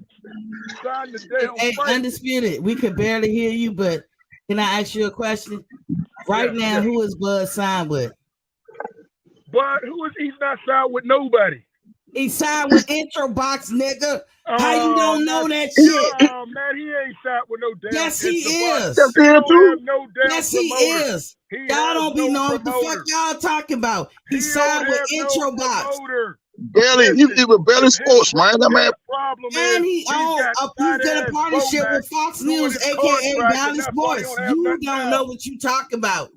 Intro Box. Who else do they got? He don't have no promoter. Motherfucker, he is signed with Intro Box. I don't mean to jump on you like this, but I can't believe you came here and said that shit, and you don't even know current news. When's his next fight, Queen? When's his next fight? He waiting on Earl. Yeah, he got the contract. What did he say before the Ugas How you know he got the contract? He said after he's not signing anything. How you know he got the contract? What did he say? I just played. Now, let me say this to you. I'm sorry, but I don't like when people act like Bud ain't signed with somebody, and they should know this by now. He signed with Introbox. Even people in the LWC know this because they put it out there. But also, I just showed a video a couple of days ago that happened this past Sunday, where Errol Spence, they asked him, "So when the fight gonna happen?" I don't know. This year. You know, when you know that if a contract did Bud say the same thing? Bud said it's gonna happen this year. Okay, contract? Prove to me that Earl signed the contract. What's going on, y'all? What's up, G Young? Hey man, I'm listening to all this shit, man. All this about signing the contract. Hey man, if the man say he ain't getting no contract, how the fuck he gonna sign a contract, cuz? I'm like, about what did he say? Okay, what did he say on Sean Porter's Man, show? bro, he said he never got the contract, bro. What did he say on Sean Porter's show, He said he waiting, bro. He said he waiting. Nigga up here screaming up to his motherfucking lungs and don't even know what the man's saying, bro. The man been saying he ain't got no contract. He said it at Shakur. He said it on Porter. So what the fuck is we still arguing about, cuz? Y'all on, don't man. understand. Y'all Bud fans is delusional, man. Nah, nigga, y'all delusional. Y'all niggas be sipping on Errol Spence, all that Errol Spence shit. Y'all niggas don't know what the fuck y'all talking about. Stop listening to these niggas who don't know shit about boxing, cuz. Bud won't fight nobody. Man, there you go. Hey, man, say, man. Look at this. Listen to this. That nigga Earl trying to do what Bud already did, cuz. Fuck out of here, man. Who the hell did Bud beat? Hey, is he undisputed or not? He beat for Was he undisputed or not? Shit. Fuck all that. Was he undisputed or not? Undisputed. Documentation Fuck out is of here, man. conversation. Yeah, bro, these niggas is killing me with this shit. Y'all niggas sip on this nigga Errol Spence. Y'all niggas be all on this nigga nuts, man. Y'all know what the fuck y'all talking about. Because if the fight don't get made, the first person y'all gonna blame is, oh, it's Crawford. It's Crawford. Hey, tell me this. How a nigga who listen, fuck all that. How a nigga listen, fuck that. How a nigga who left his promoter, come across the street. But here it is the money gotta be, man, fuck all that. The money gotta be right. The money gotta be right. You know, boxers gotta be reasonable. The nigga left his promoter. What y'all want him to do? Tank might be a free agent. Oh man, ain't nobody talking about Tank. Ain't nobody talking about Tank. Nobody talking about Tank. Everybody PBC lover. Hey, undisputed. You didn't know that he signed to. You didn't know that he was signed to Intro Box. Yeah, the nigga is on promoter. Listen, man, he ain't doing shit. He signed to Intro Box. Hey, Miss You don't even know nothing about that deal. They love saying that he don't have a fight. He needs to work a deal with PBC. He don't need to work with PBC. Everybody he wants to fight PBC needs him. And that's a fact. PBC needs him. Hey, PBC don't need him. That's what you don't understand. You Bud delusional You fans. don't understand. PBC You don't understand. Hey, I know more than you, apparently. Who just don't understand. Apparently, I know more than you. You Bud delusional fans ain't nobody. Man, you are Aerosexual. I've never called nobody up like a motherfucker. today. That all up, man. About him. Put the oil down, man. Put the oil down, all the way down. Slicked in the bitch. Everybody all about a bad contract. Ain't no contract. How the fuck a nigga gonna sign a contract when he said he never was signed a contract, bro? Y'all niggas listening to all these other content creators with this shit. You probably was the same nigga who thought the fight was already signed. Listen to all these niggas. How many times Bud lied to y'all, man? First, listen, I just showed. What was your problem with my undisputed? I gotta ask you. Hold on, undisputed. No Pacquiao fight. No, I gotta ask you, and I'm gonna calm it down because I can't believe y'all come with the fact that y'all don't know this nigga ain't signed. But I do gotta ask you, what was your problem with what I said today? I showed you saying it. I played the video of him saying it out his own mouth. I didn't just show you the video. That was Errol Spence. I temporarily showed you it was Trill Boxing talking, and he was talking to Errol Spence. So what is the problem with the video and what I was talking about today? What was the problem with that? From 2018? That old video? It's not relevant? That's an old, it's 2020. But it's not, what did I say? That's an old ass What did the video say? You're deflecting. That was how many years ago? You're deflecting. Look, see what I'm saying? Come on, baby, don't do that. You're deflecting. What did the video say? It was a 4-year-old video. We know that. We get that. Move on to the next thing. Listen, what did it say? With Top Rank and PBC weren't going to come together. What did the video say? That's why he's doing Bob That's where the contradiction come at. Bob Arum was blocking him from big fights. No, what? So, Tim Smith, one second. Femo, you do realize, bro, why is he suing Bob? Bro, because he didn't get the fight with Errol Spence, bro. Bob tried to make the fight. He kept saying they don't want to fight you, bro. Think of this. Because y'all use Bob Arum to y'all advantage. What did Bob Arum say? The only fight he was interested in making was Errol Spence, bro. That was the only fight he was interested in making. Listen, WBO had to step in and force him to fight Sean Porter. No, they didn't, nigga.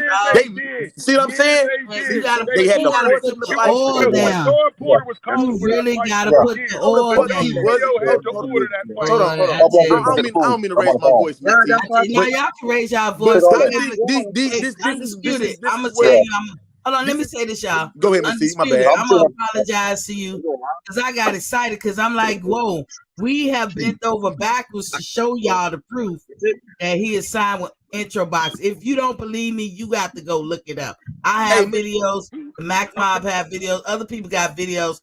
Even Trill Box is there that he signed with Intro Box. What big fight they produced in the last year? Fox News. Fox Sports belongs with Intro Box. No, who'd you say he signed with? What big fight? He signed with Intro Box. Okay. He just What's their big fight this year? They have fights in Florida. Okay. His own fighter came up with it. A small. Florida. Give me a national fight they produced. They promoted. Can you give me mean one? National? Come on. Okay. What you mean national? Why you throwing words in there that don't mean nothing? Who else they got other than Bud? Do they have to have a big fight or do they have to have fights? I'm asking. Listen, okay, let me answer this. Fox Sports, right? You're familiar with Fox Sports, right? With no damn Fox Sports. I'm asking Bally you, Sports. are you familiar with Fox Sports? Are you familiar with Fox Sports? Yes or no? And Bud's not with them. Okay. Okay, and Bud is because they said it too. And Fox Sports becomes Bally Sports. That's the new name. You can look that up too. Yeah, that's facts. So now you say, man, get the heck out of here. That's facts. Yeah, you are delusional, dog. You don't know. Bud's with Fox Sports now. You don't know. It's not Fox Sports no more. It's Bally Sports, fam. It's Bally Sports. You Bud fans just pulling that strong. Dude, you don't fucking know shit.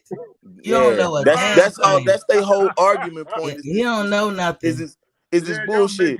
Miss T, watch when this nigga fight Keith Thurman. They gonna switch this shit on Terrence Crow. Oh, it was his fault because he didn't sign the contract. How the man gonna sign a contract? I get it, D Young. If I struck a nerve with the truth, that's what they don't like to hear. That is crazy. Now y'all saying Bud is side with Fox. Hey, look, man, your boy been lying all these years. Your boy been lying. He been scared. Just say he's scared. He was scared. If Bud ducks this Spence fight, where he gonna go? And Bud gonna whoop his ass and then go up to 154 try to get that fight. Bro, we know they don't want to get to him. They saying he ducking, bro. How a nigga who asked for this fight, who been asking this fight for since 2018, how's he ducking? Make the damn fight. Bob Arum ain't there anymore. He can't use Bob Arum. Make the damn fight, Bud. Arum make the fight. Ain't he the big fish? Scared ass. Another Bud scared. Say you scared. Say you scared, dog. He can make the fight. He got messing up the contract. Errol is the big fish. Errol is the big fish. He need to make the fight. Listen, Errol Spence has made a number of big fights. No, he didn't. On Bud. Name the fight that he made. Name me the fight that he made. Ugas. He made that. Mikey Garcia. Without taking his VADA test. Yeah, Ugas. Y'all know that Errol Spence did the Ugas fight and did not take the VADA test. So much for Big Spence. They need each other. To be honest with you, to keep it funky with you, bro, the dude already going to the Hall of Fame. The nigga want the dude, bro. Y'all just keep saying this shit, talking about Bud and Spence. They need each other, bro. So Errol Spence is going to the Hall of Fame. No, he ain't. The fuck no, he ain't. Nigga, he ain't did shit. What the fuck has he done? He's dominated. Man, get off that nigga dick, man. He's dominated my ass. The fuck out of here, man. What?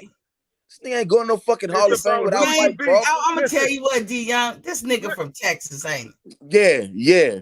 You know, I ain't much. I'm not from Texas. I ain't from Texas. My point is, there's a lot of guys going to the Hall of Fame. It's about who you beat.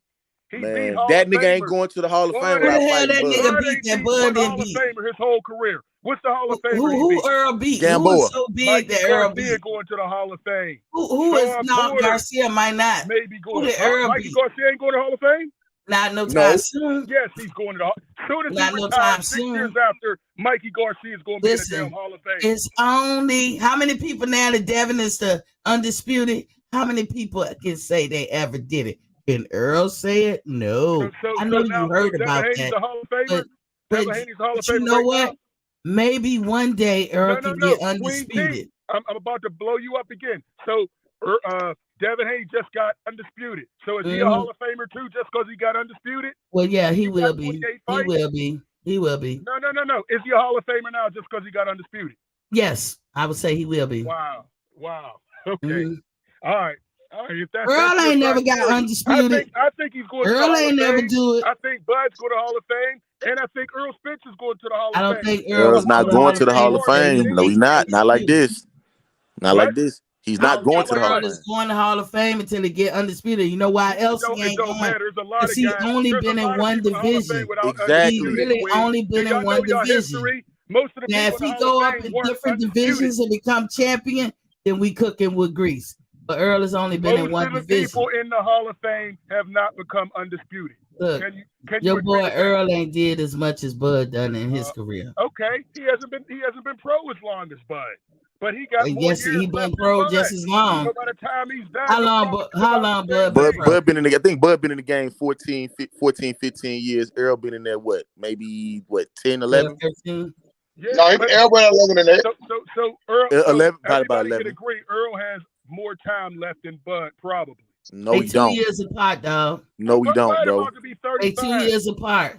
Yeah, and Bud has a cleaner body. And Bud has a cleaner body. As boxing fans, it can go at any time. Bud's 35. And Bud has a cleaner body. We don't know what he's going to look like the next fight. Bud has a cleaner body, my guy. Yeah, bro. He's still 35. Earl has a contaminated and Earl body. 32, so what's the difference? He's an older 32 being with that car accident. He was drinking. What you mean? Back and looks better than ever. He's dedicated his life since the car accident.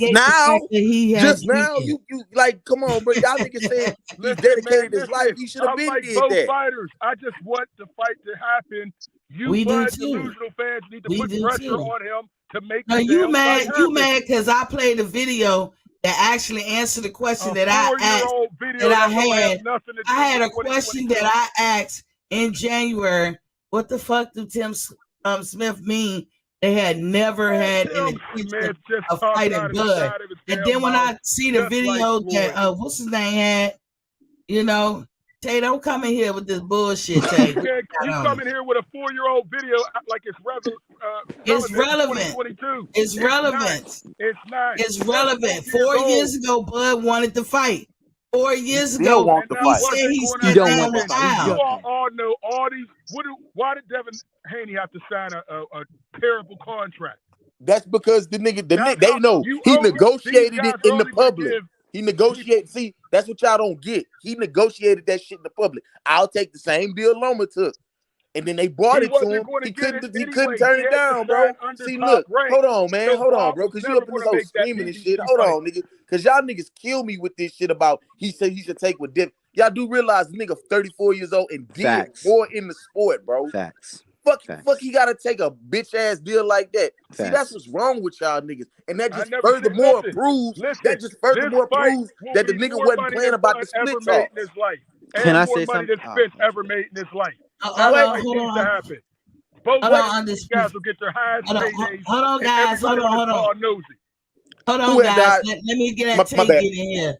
Tay, go ahead and say what you gotta say. Yeah, I don't understand why we're all asking Bud to take the same deal as Devin when we acknowledge that Devin took a terrible deal and that he shouldn't have signed that. Yeah, that makes no sense. How in one breath you're bashing? Yes, you did, bro. No, I said that Devin did. You should take the same deal. That's the fuck you did, man. But then Bud took the same exact deal. That makes no sense. Change your name from undisputed to disputed, nigga. And no one should take the deal that Devin Devin took. And why should Bud take that deal? I said he had that to niggas do kill it me because he was with another promoter.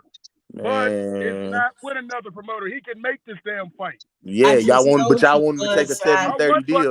Bud will any black man to get all the money. You'll believe it. You'll believe it when you see it. Yeah. You'll believe it when you see it. When Bally's and Bally's be making fights, and then Bud gonna be hearing cha-ching every time a fight happen on Fox Sports, aka the new name Bally's. That's what Bud gonna be hearing. I ain't never seen. I ain't gonna lie, Miss T. In about another 15 years, I can't wait for them to make it 30 for 30 on this shit. It don't even feel done. That's a rubbery piece. That don't even look done. Don't eat that. God damn, someone can't cook. Yeah, damn, who food rubbery? Someone can't. Is that Maceo? Mr. Maceo, your food rubbery? Hey, Mr. Quincy, I'm gonna get off on this. I want to thank you for letting me speak on this. No problem. And I apologize if it got a little rough in here. You have to understand, Bud has to make the fight. It's on him. Hey, he has no other options but to work with PBC. Hey man, y'all gotta everybody he wants to fight is on PBC. If he doesn't make the fight, it's on him. He's a duck. Make the damn fight, Bud. Yeah. That's all I want. Bud scared. I undisputed. Listen, thank you. Man. Be safe. Man, get this nigga off. Put some pressure on Bud to make the fight. Stop ducking. Look, thank you for coming through and all that stuff. Bud scared. Bud scared, man. And I'm gonna say this though, we have a difference of opinion, but I must have touched your nerve. And what I was putting out today, and what I was putting out was factual. It did matter. It was factual. I know that. Hold on, sir. You can't see what I'm the point that I'm making because you don't want to see it. I know for a fact that Bud is signed with Introbox, and I know Bally's is going to be the new name instead of Fox Sports. And Bud is part ownership with that. I'm gonna say part ownership. I'm not even say be an owner or nothing. But listen, don't take my word. Listen, hold on, sir. Don't take my word. Take those people who own that company word. Take their word. They the ones who put it out. Bud didn't even put it out. They put it out. You just don't want to believe it. Yo, Bud gonna beat your boy from pillar to post. They gonna make him look stupid. And I wonder what y'all gonna say after that. Yeah, okay. And we saw Bud hurt how many times? It don't matter. We saw Spencer. He's looking like Ugas. We saw Spencer. I feel bad for Bud. He's gonna get that ass kicked. I'll tell you what. When they make the fight, put your money where your mouth at. And take all you Bud delusional fans. Put your money where your mouth at. Hey man, you better go eat some strawberries like Errol Spence. That boy. That'll make you. Bud getting knocked out in 10 seconds. It's warm. It's warm. Bud hurt by little 135 pounds. Man, listen, dude, you delusional as hell. He from Mineral, Texas. Didn't Errol Spence get touched by Frank Porter was bullying him. He ain't even trained. Oh man, I know you ain't say that. Bud beat him. Bud beat Porter and Kelbrook way better than Spence. Man, y'all Bud lost that fight. For that eye surgery that he gonna have coming up. Man, Bud lost to Porter. It was a whole scam. Hey, I'm gonna knock you out if you come in here with that bullshit. But I hope Bud is prepared, man. I hope he got that surgery. But I look forward to taking all your money as soon as Bud. Well, come on back when the date is set. Because you don't have a lot of people that want to bet. Stop, man. You know what I'm saying? Errol Spence will get his ass whooped. I'm sorry to tell you that. Yeah, that's right. And I've been saying that. But what I learned from that interview, y'all dude is delusional. He didn't want to. I mean, I thank him for coming and everything, but he didn't want to. He must. I don't know what nerve I hit, but I know I was. Miss T is always the ultimate nerve, man. They don't never want to talk about a fight breakdown. It's always about the money. It's always about, oh well, he suing Bob Arum. What the fuck does that got to do with this man trying to get the fight, bro? Like, I thought they hated Bob Arum. Filibustering and deflecting. That's all they do. That's all they do is deflect shit, man. As the number one ever sexual.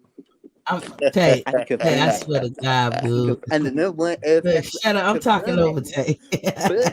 Allergic to Bud the is following. 135 pounds right now. He can't be What's popping, King? He said this guy Lion Hearn and UFC's Dana White said they'll sign Bud 2 years ago. I didn't even know about that one. He a casual. He probably is. Asking what Americans Hearn got signed now. And then he said dudes think Errol hit like Wilder or something. Facts, Yeah, they bro. do. He don't. He don't got no knockout power. He got hard punches and he's relentless with it. Miss T. I think the nigga. I ain't gonna lie. I feel the nigga can hit hard, but they just feel like this nigga got this superhuman strength. Man, the nigga, you know what I mean? The reason how he tore Ugas eye up, the nigga Ugas sat right in front of him. And I'm not hating. Mm-hmm. I'm not hating at all. If a nigga sit right in front of him, break him down like he did what the fuck he's supposed to do when you got a man stationed there in front of you. Beat his motherfucking ass. Somebody what are you talking about, man? Errol hits harder than Wilder. You're supposed to do that shit. He talking about Errol hits harder than Wilder. Ugas hesitated too. And Lady G, make sure he did all that shit to Ugas. Not one time did Ugas stumble like he was gonna fall. Never once. Ugas didn't even get dropped. He didn't even get fucking dropped. I'm sexual. Ugas didn't even get dropped. But this nigga right here. Tay. Errol Spence is harder than Wilder. You gotta stop this, man. It's hard. It's They hard. say, Like, he's so much older than you, man. He will beat Canelo. He'll beat Canelo. He'll knock out Canelo in the 5th round. They said Errol hit harder than Wilder. President Jafar, welcome to the building, Kings. Oh my God. Here we go with the narratives. Exactamundo. Wilder did business with Fury. So that's across the street. Been dead. Laugh out loud, buddy. Yeah, I mentioned that in my monologue. This guy is sprayed up with a lot of WD-40 Errol Spence brand. I don't think what we call that oil, strawberry Errol oil. I forgot what it was. I don't think PBC thinks Spence can win. I don't think they can too. Who judges a guy who went 12 rounds with Mike Garcia?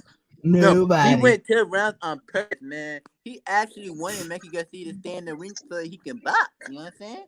Yeah, this is Rob. Welcome, this is Rob. I guess you want to fella believe that he actually fought Porter type of fight to prove a point. Yeah, he did. He did. Yeah, no, he did not. No, he did not. No, he did not. No, he did not. Rolling like a mother. He's taking the joke way too long. He playing with you. Tay know that's some bullshit. He know damn well he had no other choice but to fight that kind of fight. He did. No, Errol Spence, he won the fight, man. I feel Errol Spence, he the GOAT. He beats everybody. He had harder than Wilder. You know what I'm saying? He boxed better than Bud. Bud just flashy, man. Errol Spence is a better boxer. Hey, Tay. What the hell you smoking tonight, man? I'm smoking that Errol Kiss. I'm looking at the Errol Spence. He on that Spence pack tonight. Yeah. He done got into the top shelf. Got into the top shelf. He ain't had a KO in 5 years. But he Hall of Fame. Yeah. Bud Crawford is the first undisputed in this era. He is already a Hall of Famer. And he still want to fight the guy. He been preaching that. That's why you know what I mean? Like they act like they can't understand. They always say when his next fight is, nigga, he trying to fight the guy that y'all want him to fight. Mm-hmm. Man, Bud's scared, bro. He's scared. Everybody that they throw it in front of Bud, they say they're gonna beat Bud. When Bud beat their ass, they say they ain't no goddamn good. When they fought Carol Book, they said Carol Book look good as the best he ever looked. Carol Book gonna knock his ass out. He bust Carol Brook ass. Or Carol Book washed up. They said Sean Porter gonna beat his ass. He knocked Sean Porter ass out. Or Sean was ready to retire. He wasn't the same after he fought Earl. Bullshit. Hey, Miss T, let me ask you something, Miss T. When this is kind of how I kind of was starting to feel optimistic about the PBC shit, because once they mandated the fight with Bud and Porter, PBC had nothing to do with that shit. Like how they had with Wilder and Fury, like a joint promotion. They solely put that shit on Top Rank, and knowing that probably was and Bud was on Brian Custer, who works for PBC and Showtime. They know that this is probably his last fight. I'm wondering why they just didn't take the bill. Because they didn't want it.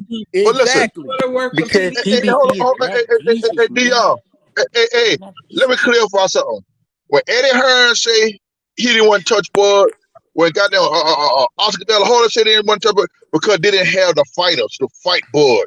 Exactly. They didn't have nobody. Everybody over the PBC and they ducking their tail. If them boys, if they would have had the fighters to fight Bud, they would have took Bud. That's why, if you want to be technical about it, Eddie Hearn's the one who made the Porter and Crawford fight. Well, he said, if you want to be technical, because if they go to a purse bid, he picking it up. Thank you. Eddie Hearn already said it. That's why Bob Aaron asked for a motherfucking extension. Cause that shit put the with the purse bid.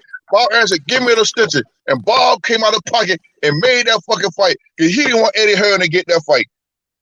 But don't Eddie would sell have got that man. fight. Listen, Eddie would have got that fight. He'd have put that shit on motherfucking pay-per-view. Them number would have been skyrocketed like a motherfucker. They would have got paid. They would have got paid like a fuck. And that's why Bob Aaron did the fuck he did.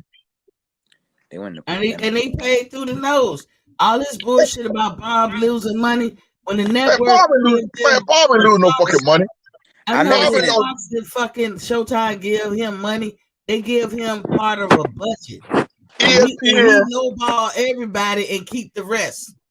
Well, fuck. Just like they say, if it wasn't for Bud, he wouldn't have got an ESPN deal. Facts. One thing I want to say is I never seen a dude who keeps saying that he loses money and then keeps wanting him to come back. He wanted him to come back to fight Josh Taylor, but he's losing all this money from him. But like that shit don't make any sense. And then they'll eat this shit up. Hey, but you see, Errol Spence fans will be like, "Oh my God, Bob said he can't sell. Bob said he can't sell." That don't make no fucking sense. The nigga can't sell. Why the fuck you want him back? Exactly. And like to say here, Bob knew he was losing Crawford. That's why he wasn't talking the shit like he did. That's why he wasn't putting that shit on the app instead of putting that shit on just like he did the motherfucker Fury and a Dylan White fight. Why the fuck he couldn't put that shit on regular pay-per-view? Because just to sabotage that shit, Mr. Just to sabotage that shit. That's how I feel. I mean, I don't know why he came out and said the shit he said out of frustration, because Crawford probably was being difficult, as they call it. But the nigga just trying to look out for himself. I mean, back in the day, we know these boxers got fucked over, man. And, people talking about he signed a bad deal. I didn't know getting over $3 million guaranteed was a bad deal. He get $4 million. More than your counterparts. And not only that, Bob fucked himself because when he reconstructed his contract, he supposed to have 2 fights a year, and he didn't do that. So that's why that's part of the lawsuit. He owed him money for that. Exactly. And y'all gotta think, y'all, Bob Arum graduated from Harvard. He was a lawyer. He worked. Bob a smart motherfucker, man. Back in the day, you really think that Bob don't know when a nigga losing him money and how to cut the apron strings? He did that to Andy Ruiz. Hey, check this out. Not only that, but check this out. After the Kell Brook fight, and Bob was at the Kell Brook Khan fight, where he was talking all that shit about Crawford on sale. Does he losing money? That was after the Brook fight. Yeah. Brook fight. Listen, and what Bob told him right in the face, "Release me, then. Release me out my contract now." He shut the fuck up, but he ain't released him. He shut the fuck up. He said, didn't "Oh release shit!" him because he's still He fun. squeezed his ass cheek because it's something coming out. Oh, said, "Release me, then." He should have known it was coming. Oh, but see, like I said, at that point, he knew it was coming. But see, what I liked about Bud didn't air all that shit. He took all that abuse, all that shit, and he documented every goddamn thing. You got shit on TV, then guess what? He didn't say shit to Bob because he played it smart. Because he know if he would have retaliated the Bob right then and there, Bob would have put his ass on the shelf like he did everybody else. Mikey Garcia, everybody else. He would have shut his ass down. He wouldn't give him a fight. But guess what? If he didn't give him no more fight, he still had to pay him because that's in his contract. Exactly. Yep. So Bud had him by the balls. Yeah, Bud got him by the ball. But see, he figured Bud was a young, dumb, black motherfucker, ain't know what the fuck to do. He gonna take any goddamn thing he say. But Bud, don't tell you something. Bud got Warren Buffett in his back pocket, who was backing his ass. I did not know You feel what I'm saying? Yeah, him and Warren Buffett is pretty close. Yeah. You feel what I'm saying? And undisputed, this man is done. But and undisputed, come on. Undisputed, come on. And know what the fuck he talking about. Barely supposed to Fox Sports now. Yeah. He don't even know this shit. He even know the both side of the folks. There was a big old thing about that. Everybody, even them got that alphabet channel, they were talking about that shit. So what the fuck he been at? They believe what they want to believe. Sexuals, bro. They don't even make sense, bro. They'll tell you Bud lost to all these niggas, all they fucking trash. Bud has no chin. He gets knocked out by everybody. He's too small. He's too different. Man, come on, man. This motherfucking fight happens and we see what the fuck happens, man. Because all these narratives get shut down. All the lies gonna be revealed, and I think we gonna know why they waited so long to fight Bud. You know what I'm saying? I think we're gonna find out why. Most definitely we're gonna see why. But I just feel, hey, Mr. Tiago, I just feel knocked him out in the first round. That's what we. If the fight don't get made this year, man, I just feel like they just need to go ahead and move on. Either way, when we was talking about is he automatically going to Hall of Fame? Listen, if you listen to Undisputed, Devin is going to go to Hall of Fame. You name me one undisputed champion that didn't go to the Hall of Fame or is not about to be in the Hall of Fame. But listen, Lady T. But to be fair, all of them are great fighters, though. Not like really long, illustrious careers. But Lady T, you look at them young boys, Devin Haney, Shakur Stevenson. They done accomplished more than Errol did in his whole career. Hello, Errol, and that boy just getting here. Devin's still 23, man, and he doing more shit. He don't did more shit than Errol. Already undisputed. He's already at the age of 23. Shakur Stevenson is a two-division champion. Unified champion. Unified champion at that. Devin undisputed. Devin undisputed. I say yes, Devin is going to the Hall of Fame. I agree. Bud is scared to tell you that's you acting a fool. Bud is not for the second thing. Man. The followers said Bud has KO'd everybody in front of him in the last 5 years. Dude is big man. Yeah, I don't know what I said that got on his skin. I only reported the facts. I think he didn't like what the fuck I had to say. He jumped on after I was talking my shit. Then he jumped his ass on that bullshit. He didn't know what the fuck he was talking about. B-Mac came out with that shit. E3 came out with that shit. Rebel already came out with that shit. About that shit by Earl ass. Now Earl came out. Welcome to the building. I gotta make sure I get some of these folks. Greg Williams, welcome to the building. Errol Sexual, you back? What's up? What happened? I don't know. This person, who is this? Errol Sexual. It's number one Errol Sexual. That's me. Nigga, take that shit too far. Take that bullshit. I know. Hey, PBC don't want Spence to fight a man. Greg said they don't think he can win. They trying to age Bud out. How the fuck you gonna age somebody out when they 2 years older than you? I don't even know how that works. Well, but Lady T, it's just like I heard somebody say the other day, "Oh, Bud done lost a step." Bud does that man that lost that motherfucking step. Let me tell you something. Flat-footed, bro. Bud is. Yep, he flat-footed. He can't move. He ain't got no head movement, no nothing. He just stay in the pocket. He got no power. He ain't no power, man. All you gotta do, what did Sean say when after he fought Earl and Bud? He got knocked down by He said he said he made Earl uncomfortable, but it was that knockdown. But he could have did more. But he said, well, Bud, he said I let him be comfortable. See, people like Errol Spence and the Erisland Lara, they hover in a sitting position to be more effective with their punches. All you gotta do, what did Jerry Hurd do to Lara? Stayed on his ass like white on rice. Thank you. Knocked his fucking ass out. Not only that, Lara was sitting there and 1-2 your ass all night. Lady T, not only that, Porter said shit. I couldn't get in the rhythm because he would never let me get in the rhythm. He took Porter best shit away from here. Porter's a pressure fighting. He took that shit away from Porter. Bud was losing to Porter, man. He was losing. That's what they keep saying, bro.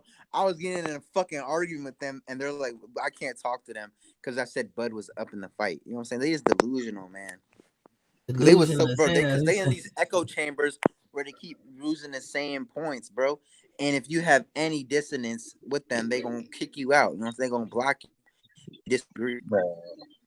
It's like a fucking cult, bro. Like the cults in the movies. As soon as you like try to see the light or you go against them, they gonna turn on you. Hey, exactly. later, T, I'm holler at y'all later, baby. I got to go. All right, let me get some of these chats, y'all. All right. Greg Williams said PBC wants no part of Bud. PGA said this fight got to happen this year. And salute to Miss T salute to at Miss T, to the chat, salute to the back end money, salute to the comedian. And allergic following, he's laughing and he said, what the hold up then? We don't know. The man is number one for pound and can't get 50%. Come on. And then he said, nah, Sean Porter said, Don't fail. 5 minutes after the fight, laugh out loud, Crawford literally retired. Bud don't fail. That's why he can't get 50%. You guys get 50%, but Bud can't because he don't fail. You know what I'm saying? Bud need to get a 10%. If I know, if you do the math, Bud should get 10%. Hey, who the hell is you imitating? All them fucking aerosexuals. They use the same fucking points. They literally told that they were like, Bud should get 25%. They think that shit's cool.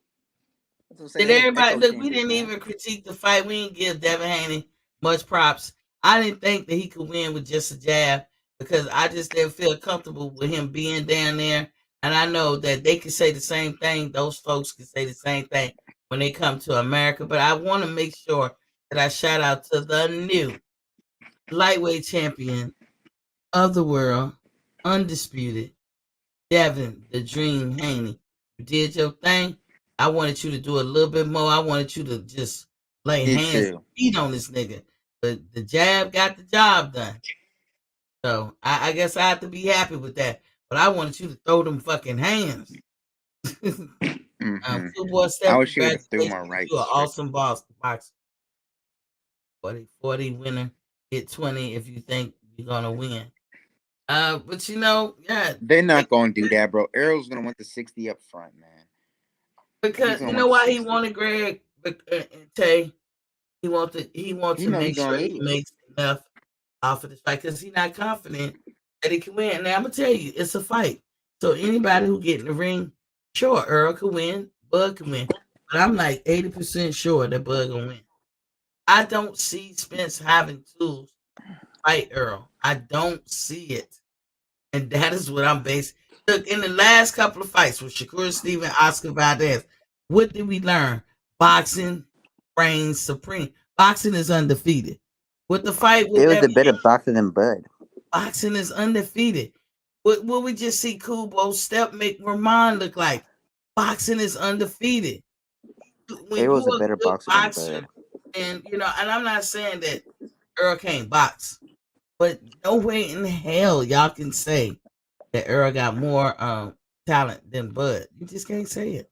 It's more talented, man. Bud is just flashy. That's what I got in the argument with these motherfuckers. He tried to say Bud sucks. I was in the channel and chat. He tried to say Bud sucks and that Bud is just flashy. And that all them boys at Top Rank suck and they're just hype job. He said Shakur's a hype job. Bud's a hype job. Keyshawn Davis is a hype job. You know what I'm saying? I think they just don't like people on Top Rank, bro, because they're so infatuated with Al Heyman.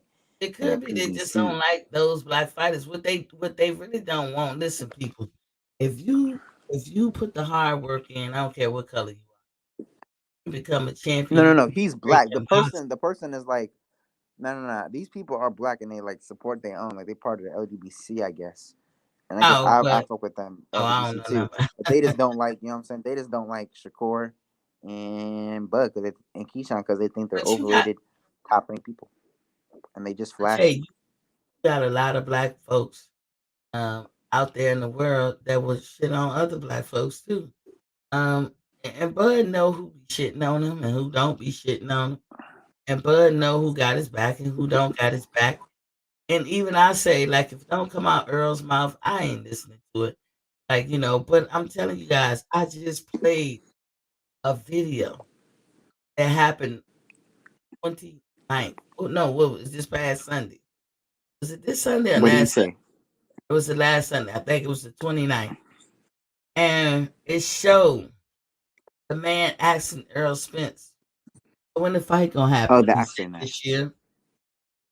But you sent the contract, you would know. And when To be it's gonna fair, be, I don't know. I have a question. What's up? I have a question. Is that Errol Spence said he gonna keep that part silent? So is that part of keeping it silent? You're saying you know what I'm saying? He said he no longer gonna talk about it, and they're gonna do Well, everything behind closed doors. Is that him he's trying being to behind see. closed doors? He's trying to play the fence because where he went wrong, in my opinion, is when he came out in social media talking about just sign the contract or whatever. You didn't have to do that, Earl. You didn't have to say nothing. We would all still been like, when is the fight gonna come? But then you say shit like that. So it's like you bring attention to yourself. Number one, where was your VADA test, Mr. WBC belt holder? I'm not saying that Earl cheated. Miss T I ain't hear you didn't say that. But he didn't take that didn't test, obviously. didn't the boxing session show us that? No, he didn't. He said, Miss T, come over to my thing and I'll show you a letter. It was a personal letter to him sent by a lawyer, not WBC or VADA. And you don't, the lawyer, that it just don't seem right. You want to, if you, it's basically welcoming him to the VADA testing. But do y'all know? I tell you guys, Captain G4 told you guys how they do the damn VADA testing when it comes to WBC. There is a time limit.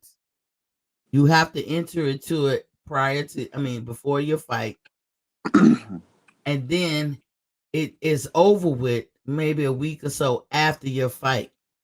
Mm-hmm. So when Yeah, I understand that. when So it becomes over, then your next fight you have to re-enter into it again. It's smoke yeah, and mirrors. You got to pay attention to the detail. yeah. So I mean, we just got. I think the fight's gonna happen in October. I think this fight's gonna happen. Errol Spence ain't got nowhere to go, and Bud is gonna not have anywhere to go in the ring because Bud is flat-footed.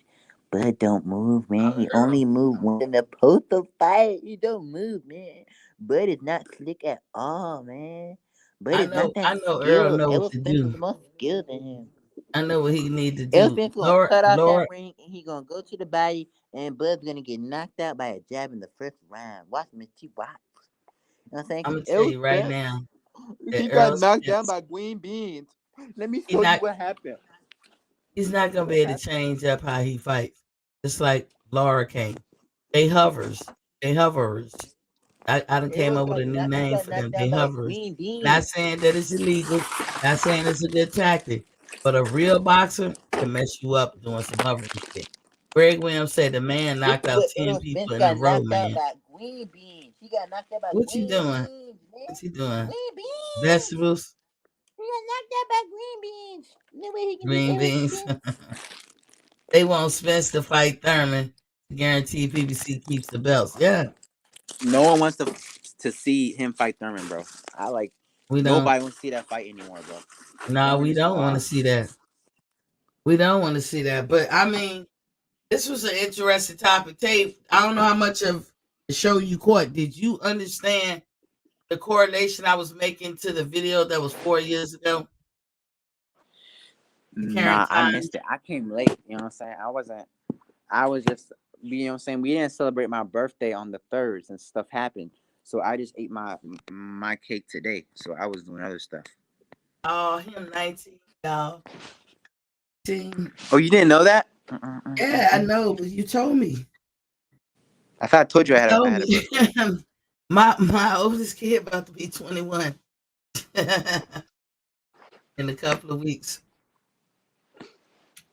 I heard you. I was applying for a job, like the movie theaters, and they said that 18-year-olds can drink beer, and I was like, "What the heck? I never knew that." No, It was they like the can't. cans, though. That's what they You told me. drink some fake beer. You better be careful with that. That's what they told me. I was working there. I mean, that's what they told me for the interview. They were like, "Hopefully, I get the job." They were like, "Are you fine with working at the bar?" And I was like, "And serving people alcohol." I was like, "Yeah, I'm fine with that. I'm not like it's I not don't against my know. religion or anything." I But don't know they what said you're doing. 18-year-olds can have something. 18-year-olds can have the cans, and the 21-year-olds get like the real alcohol shit. You know what I'm saying? I don't know about all that. Well, I'm out the game. I don't That's what drink they told me when alcohol I was anyway. there. I don't know. This is what they said. I believe that that's what they said to you, but I don't know nothing about that. In my day, Me and either. most of That's these what I was years I so lived my confused. life, you had to be 21 to get served alcohol. That's what I I don't know thought. nothing about that. Maybe it's Greg like said, I don't know. I don't know what beer it is, but what's like the least amount of alcohol you can have in a drink, and it's still considered alcohol? wine coolers. That's what it probably is. But you still got to be 21 to buy that shit. I guess it's different at the movies or something. My movies, Nigga, it's countrywide. I don't know what country you talk about. Now, if I you was go at, overseas, I was in the same state you was born in. I went there to interview. They were like, you know that you may be working with alcohol, and 18-year-olds can drink this beer while 21-year-olds drink this one. And I was like, what? I was hey, so confused. I was you so better thinking about, brush up on your life. You talking about the Commonwealth? Well, you yeah, the Commonwealth. better brush up on your shit. Greg Williams said, y'all really think it's going to happen this year? Greg, I hope it happens this year. I think it's gonna I happen. was making the correlation for the fact of what he said. And you said, oh, it's a stretch. I said, no, it's not a stretch. You basically told us your relationship with Al, what y'all do. And you want us to believe in the past 4 years, not to mention 5, but just let's go with 4. In the past 4 years, if this is your relationship with Al, where y'all sit down and talk and hash out your career, neither one of y'all brought up Bud Crawford. Nah, because Spence wanted the easy route. He said he wanted the easier route. Errol None of them Spence brought knows that shit up. Errol Spence knows that Bud is his most dangerous fight. That's why he wanted Bud last. It don't matter, but you bringing up everybody up, but you ain't bring up Bud Crawford. And we supposed to Because he believe that. knows that's his most dangerous fight. He knows he My don't want to thing fight him right was, now. my question was, Tay, did Errol Spence know the PBC's agenda when it comes to Bud? And in my opinion, based on that interview, he did. He knew all along how they felt about Bud. I've been asking that question since What do you mean? January. What do you think they feel? What do you think they feel about Bud? That he'll be Errol When Spence. Tim Smith came out in January and said, we don't have no intentions of doing a fight with Bud, then they never were. Oh, I mean, all the stuff that Tim Smith said, pretty much, I'm paraphrasing, the past, present, and future. We don't got no intentions of making a fight with Bud. That took the wind out of my sail. So I'm just saying, all these past 4 years, we've been holding on, trying to be neutral, trying not to go off the deep end because we want to see that fight. And Tim Smith I remember ruined hearing it that for us. interview. And then Tim Smith said they're not going to pay for that fight. And then because they said Bud was going to ask for too much money. And then when they asked him, do you know what he's going to do? They said, no, we never even talked. That's what I'm saying. The whole aerosexual shit is so annoying, bro. They keep saying Bud got offered 40%. No, the fuck he didn't. Do you know why? He didn't get offered shit. Because these motherfuckers was never in talks, bro. Y'all got to stop it, bro. I'm saying they just listen to their leader, Errol Spence. They like, I know you may not watch. It was in Wreck-It Ralph. Remember? I mean, I saw that. I remember with the whole bug army, and they're all go to the center. That's what they was like. Yeah. They're just a bunch of mindless bugs, or like aliens with the Popeyes. Remember Popeye, the Boyknicks? Boyknicks. But I'm just saying, based on how he said that Al and his relationship is, there's no way you can tell me even 4 years ago, hell, last year, that Bud name didn't come up. And there's no way you can tell me it's that the if you boogeyman. sit down with Al, that they're not telling you that they don't want no parts of Bud, and you not knowing. So you knew how, and Floyd is on air saying, dog, we ain't getting that fight. That's going to be later. So now you got Floyd, PBC, all of them saying no Bud, and Earl was walking around not knowing. That was my question, y'all. And my conclusion for the day is listening to that interview 4 years ago, even though Earl was trying to talk vague, what I gleaned was, yes, you knew how PBC felt, and you let all this shit manifest to what it was. You didn't try to correct nothing. You didn't try to say, hey, wait a minute, y'all. Let's cool with that kind of talk. You didn't do any of that shit. You let them besmirch his character. You let them put him down. You let them paint the picture of anything. Because how do you destroy a man? How do you make a man less than? You attacked his credibility and his character. That's how you do it. If don't nobody know that's how you do it, I just told you. You know what So I'm saying? Tay, you pretty young. But somebody come and try to attack your credibility, because all you got is your name and your credibility. When somebody try to fuck that up, they trying to destroy you. You better know it.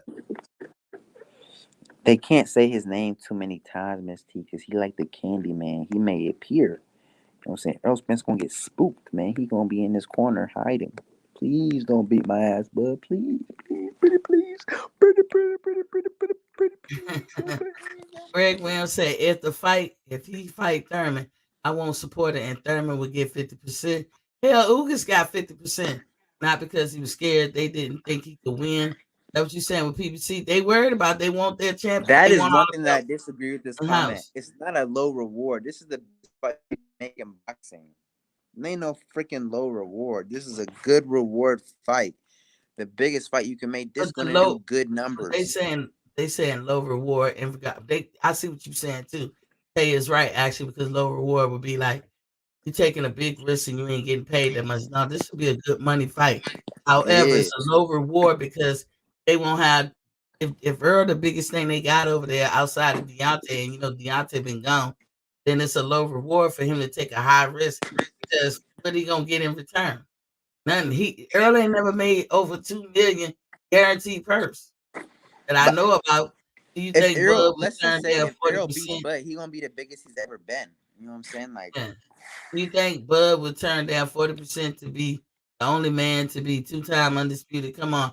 I don't know what Bud can do. I'm saying I don't care. My point about the money stuff is you I knew disagree, Errol man. Spence that they didn't want you to fight Bud. You knew it. And you probably didn't want to fight Bud, because I got to say that now. Because remember, after all, you make your own decision. It's up to you, right? But nothing ever materialized. So you knew nobody wanted to fight with Bud. And so when we the public keep bringing it up, you introduce all this money talk. That was Earl. And then they went back and forth with each other. Earl hadn't done that. They would have went back and forth. One thing I disagree with this comment, y'all gotta stop saying people surpassing Floyd, bro. Like, y'all gotta stop it. I love Bud. He will not pass Floyd, in my opinion, bro. I think Floyd has a better resume. He's been at more divisions. Of course, Bud is going to be able to say he's 3-time undisputed. If they were to fight, Floyd would definitely beat Bud up. But y'all gotta stop it. Everybody passes Floyd. Canelo surpasses Floyd. Andre Ward surpasses Floyd. Everybody surpasses Floyd. I think we got to stop with the Floyd disrespect. I think too many people, in my opinion, didn't acknowledge and don't realize how great of a fighter he actually was to be 50-0 and beat the people that he beat, man. This shit was not easy, bro. He made Pacquiao look easy. We saw that same version of Pacquiao went on to beat Keith Thurman. You know what I'm saying? So don't tell me that But Pacquiao was so they gonna washed. say that though, Tay. They gonna say that Floyd is you can't even argue. He's the greatest. Quote, he's the GOAT. But That's what I'm saying. I agree. Floyd is what made him great in the ring is what make him suck outside the ring. And Floyd is famous for going around alluding to the fact that he pretty much owned PBC. He was PBC. And Floyd does that, okay? And this is what the whole video was about. But when you talk, as I said, when you talk vague and whatever, we have never heard what Earl Spence and Al Heyman's relationship is until that interview. And I never seen it when it came out 4 years ago. But now we see. We see how the interview goes. And y'all want the public to believe that Bud don't come up in none of y'all talks. I don't believe that. And that's if you believe it, I don't know. Hey, if you believe it, I got a bridge to sell you. 40, Stop 40, it. 03 guys undisputed surpasses Floyd. No, but the Floyd made in the regards if Beat you the want to most talk world about champions of undisputed. all time. Went up more divisions, bro. He's 50-0 for a reason. He beat more Hall of Fame fighters. He beat more fighters on the pound for pound list. Like, we talking about how good Errol Spence is. Manny Pacquiao was ranked Errol Spence when Floyd fought him. Manny Pacquiao was ranked number 2 on the pound for pound list. Some people don't even have Errol top 5. Like, come on. And Jamal Charlo, I think he's top 5. But let's not act like this dude hasn't, to me, lost twice. He lost to, and God was getting his ass outboxed by Tony Harrison. He lost to Tony Harrison in the first fight. And in my opinion, he lost to Castano. The first, But first fight. And here's the thing, he definitely lost to Tony Harrison. Charlo Tony Harrison was boxing his ass to the off. Hall of Fame. You know why? Because he undisputed. It's ain't but a handful of people, y'all. It ain't even over 10. I have a question, Miss T. Who's the better fighter, Cotto or Charlo? You said Cotto? Yeah, Miguel Cotto. I don't know. They both good. But I think Cotto is more disciplined in the ring. He don't let his emotions get to him. He fights the fight. And he's supposed to fight 3 times. We acting like Sugar Ray Leonard didn't lose to Duran, who moved up 2 weight divisions. Like, come on, bro. Not more than Sugar Hearns, Hagler, Duran, Benitez, all Hall of Famers.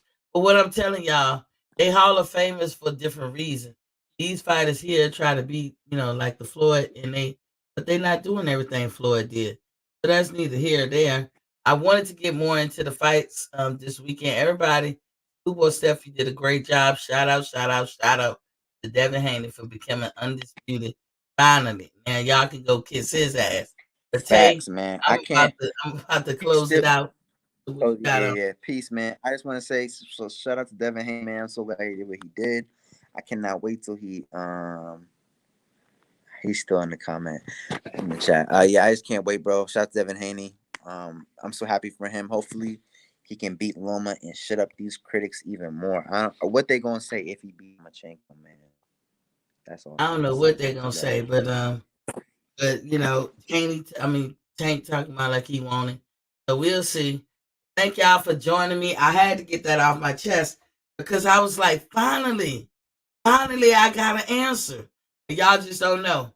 I'm telling you, I went around the rounds and tried to ask the question, and I couldn't find a motherfucking question. Nobody who can answer the question.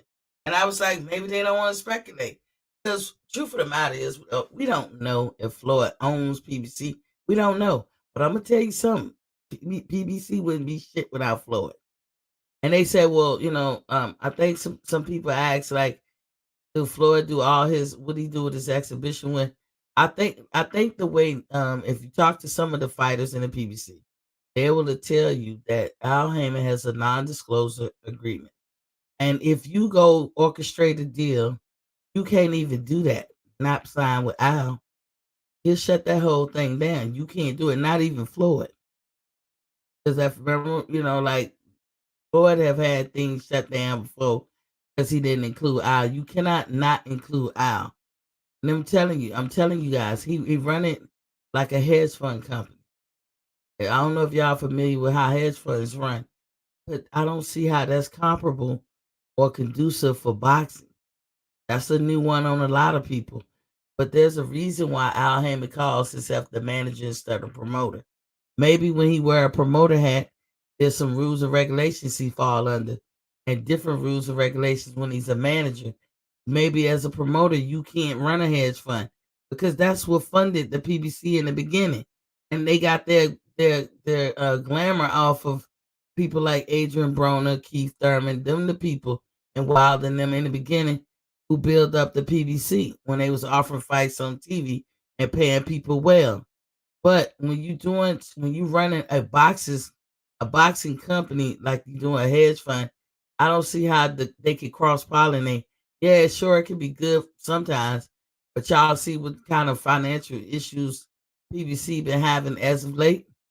You know what I'm saying? Like, they not broke, y'all, but they not spending their money wisely. And these are investors, and they use Al Heyman as the head of PBC, but Al Heyman, all you see is the same 3 stock photos of Al Heyman. So for real, them hedge fund people that's investing into it, them white boys, I'm sorry, not boys, men. They white men. You said not more than 15 rounds. Yeah. They don't do that no more. Herbie Weaver is in the building. Was Papa King? Yo, E3 was good, bro. So I'm just saying, the hedge fund company. Maybe Floyd is the hedge fund. We don't know. But I will definitely tell you, Floyd got weight over there. He gotta have weight. Floyd ain't saying this shit for 4 years straight just to be saying it. Y'all hit the like button and subscribe. If you never have subscribed, please. If you never subscribed, hit my subscribe button. I'm doing a raffle on once my subscriptions get up to 1,200. I'm giving away a 55-inch color TV, a Samsung Smart TV, top of the line shit. I ain't giving you no cheesy shit. And it's still in the boxes downstairs. I tried to do a raffle before, nobody won, but I'm gonna do it again. But I'm not doing it until I get 1,200 subscribers. That's right, I said 1,200. God damn it! Get my subscribers up. I'm gonna ask 4 basic questions. If you guys look at me, you gonna know the answer. Like I could ask. I'm not telling you I am gonna ask this, but I can ask, how old am I? What y'all gonna say? What's good, boxing fans? Salute, my queen. Salute to you, Mr. Weaver. Salute to you. So I'm gonna say thank you for watching, y'all, and listening. Y'all hit the like and subscribe. I can't say it enough. Hit the like, hit the like, hit the like. Let me get my algorithms up. But yeah, I just had to get that off my chest. I went. I didn't know it was gonna take that long, but it was so much to unpack. And I thank y'all for listening and everything. Remember, when you know better, you do better. But I want to remind y'all go look at these clips. Go subscribe to Trail Boxing, and let me reiterate. I'm a fan of his shows with an S.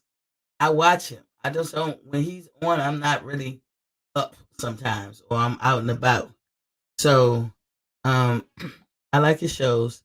And for how he orchestrated that interview, he was totally on point with his point that he was trying to make. And he proved his point. His point was about Floyd Mayweather running around, always trying to say he running somebody's career, namely Errol. Back then, 4 years ago, Floyd was doing that then. So remember after the Porter fight, when Bud became a free agent and Floyd was like, he was so desperate to sign Bud. Don't you think Bud remember this shit too?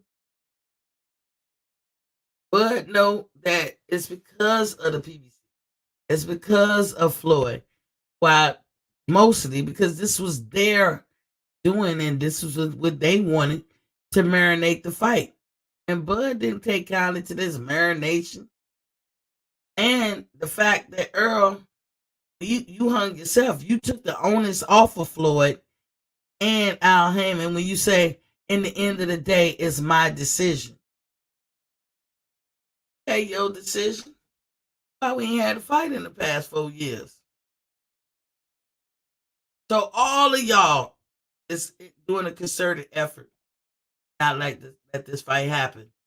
At the end of the day, E-Thriller has already proved, without a shadow of a doubt, how Earl been ducking. Y'all can go back and look at his videos. He said he got 17 on the way, part 17. He got 16 parts. Go back and look at that. Y'all will see that, yeah, Earl been, in my opinion, been ducking. I'm sorry. I don't mean to hurt nobody's feelings. I'm sorry. I just feel that way. But most importantly, I know that Earl knew how the PBC felt. And I know. That does make a difference. If you don't see it, I can't help. So, in other words, when you know better, you do better. I had that banner the whole time. Cash App. Thank y'all too. I've gotten a couple of Cash Apps. Sometimes I'm not even on, but I want to show you my appreciation. Thank you for the Cash Apps. Whoever sent them. I really do put them back in the show. Thank you, thank you, thank you. Anyway, I'm gonna be outie. Y'all, I see y'all tomorrow. Listen.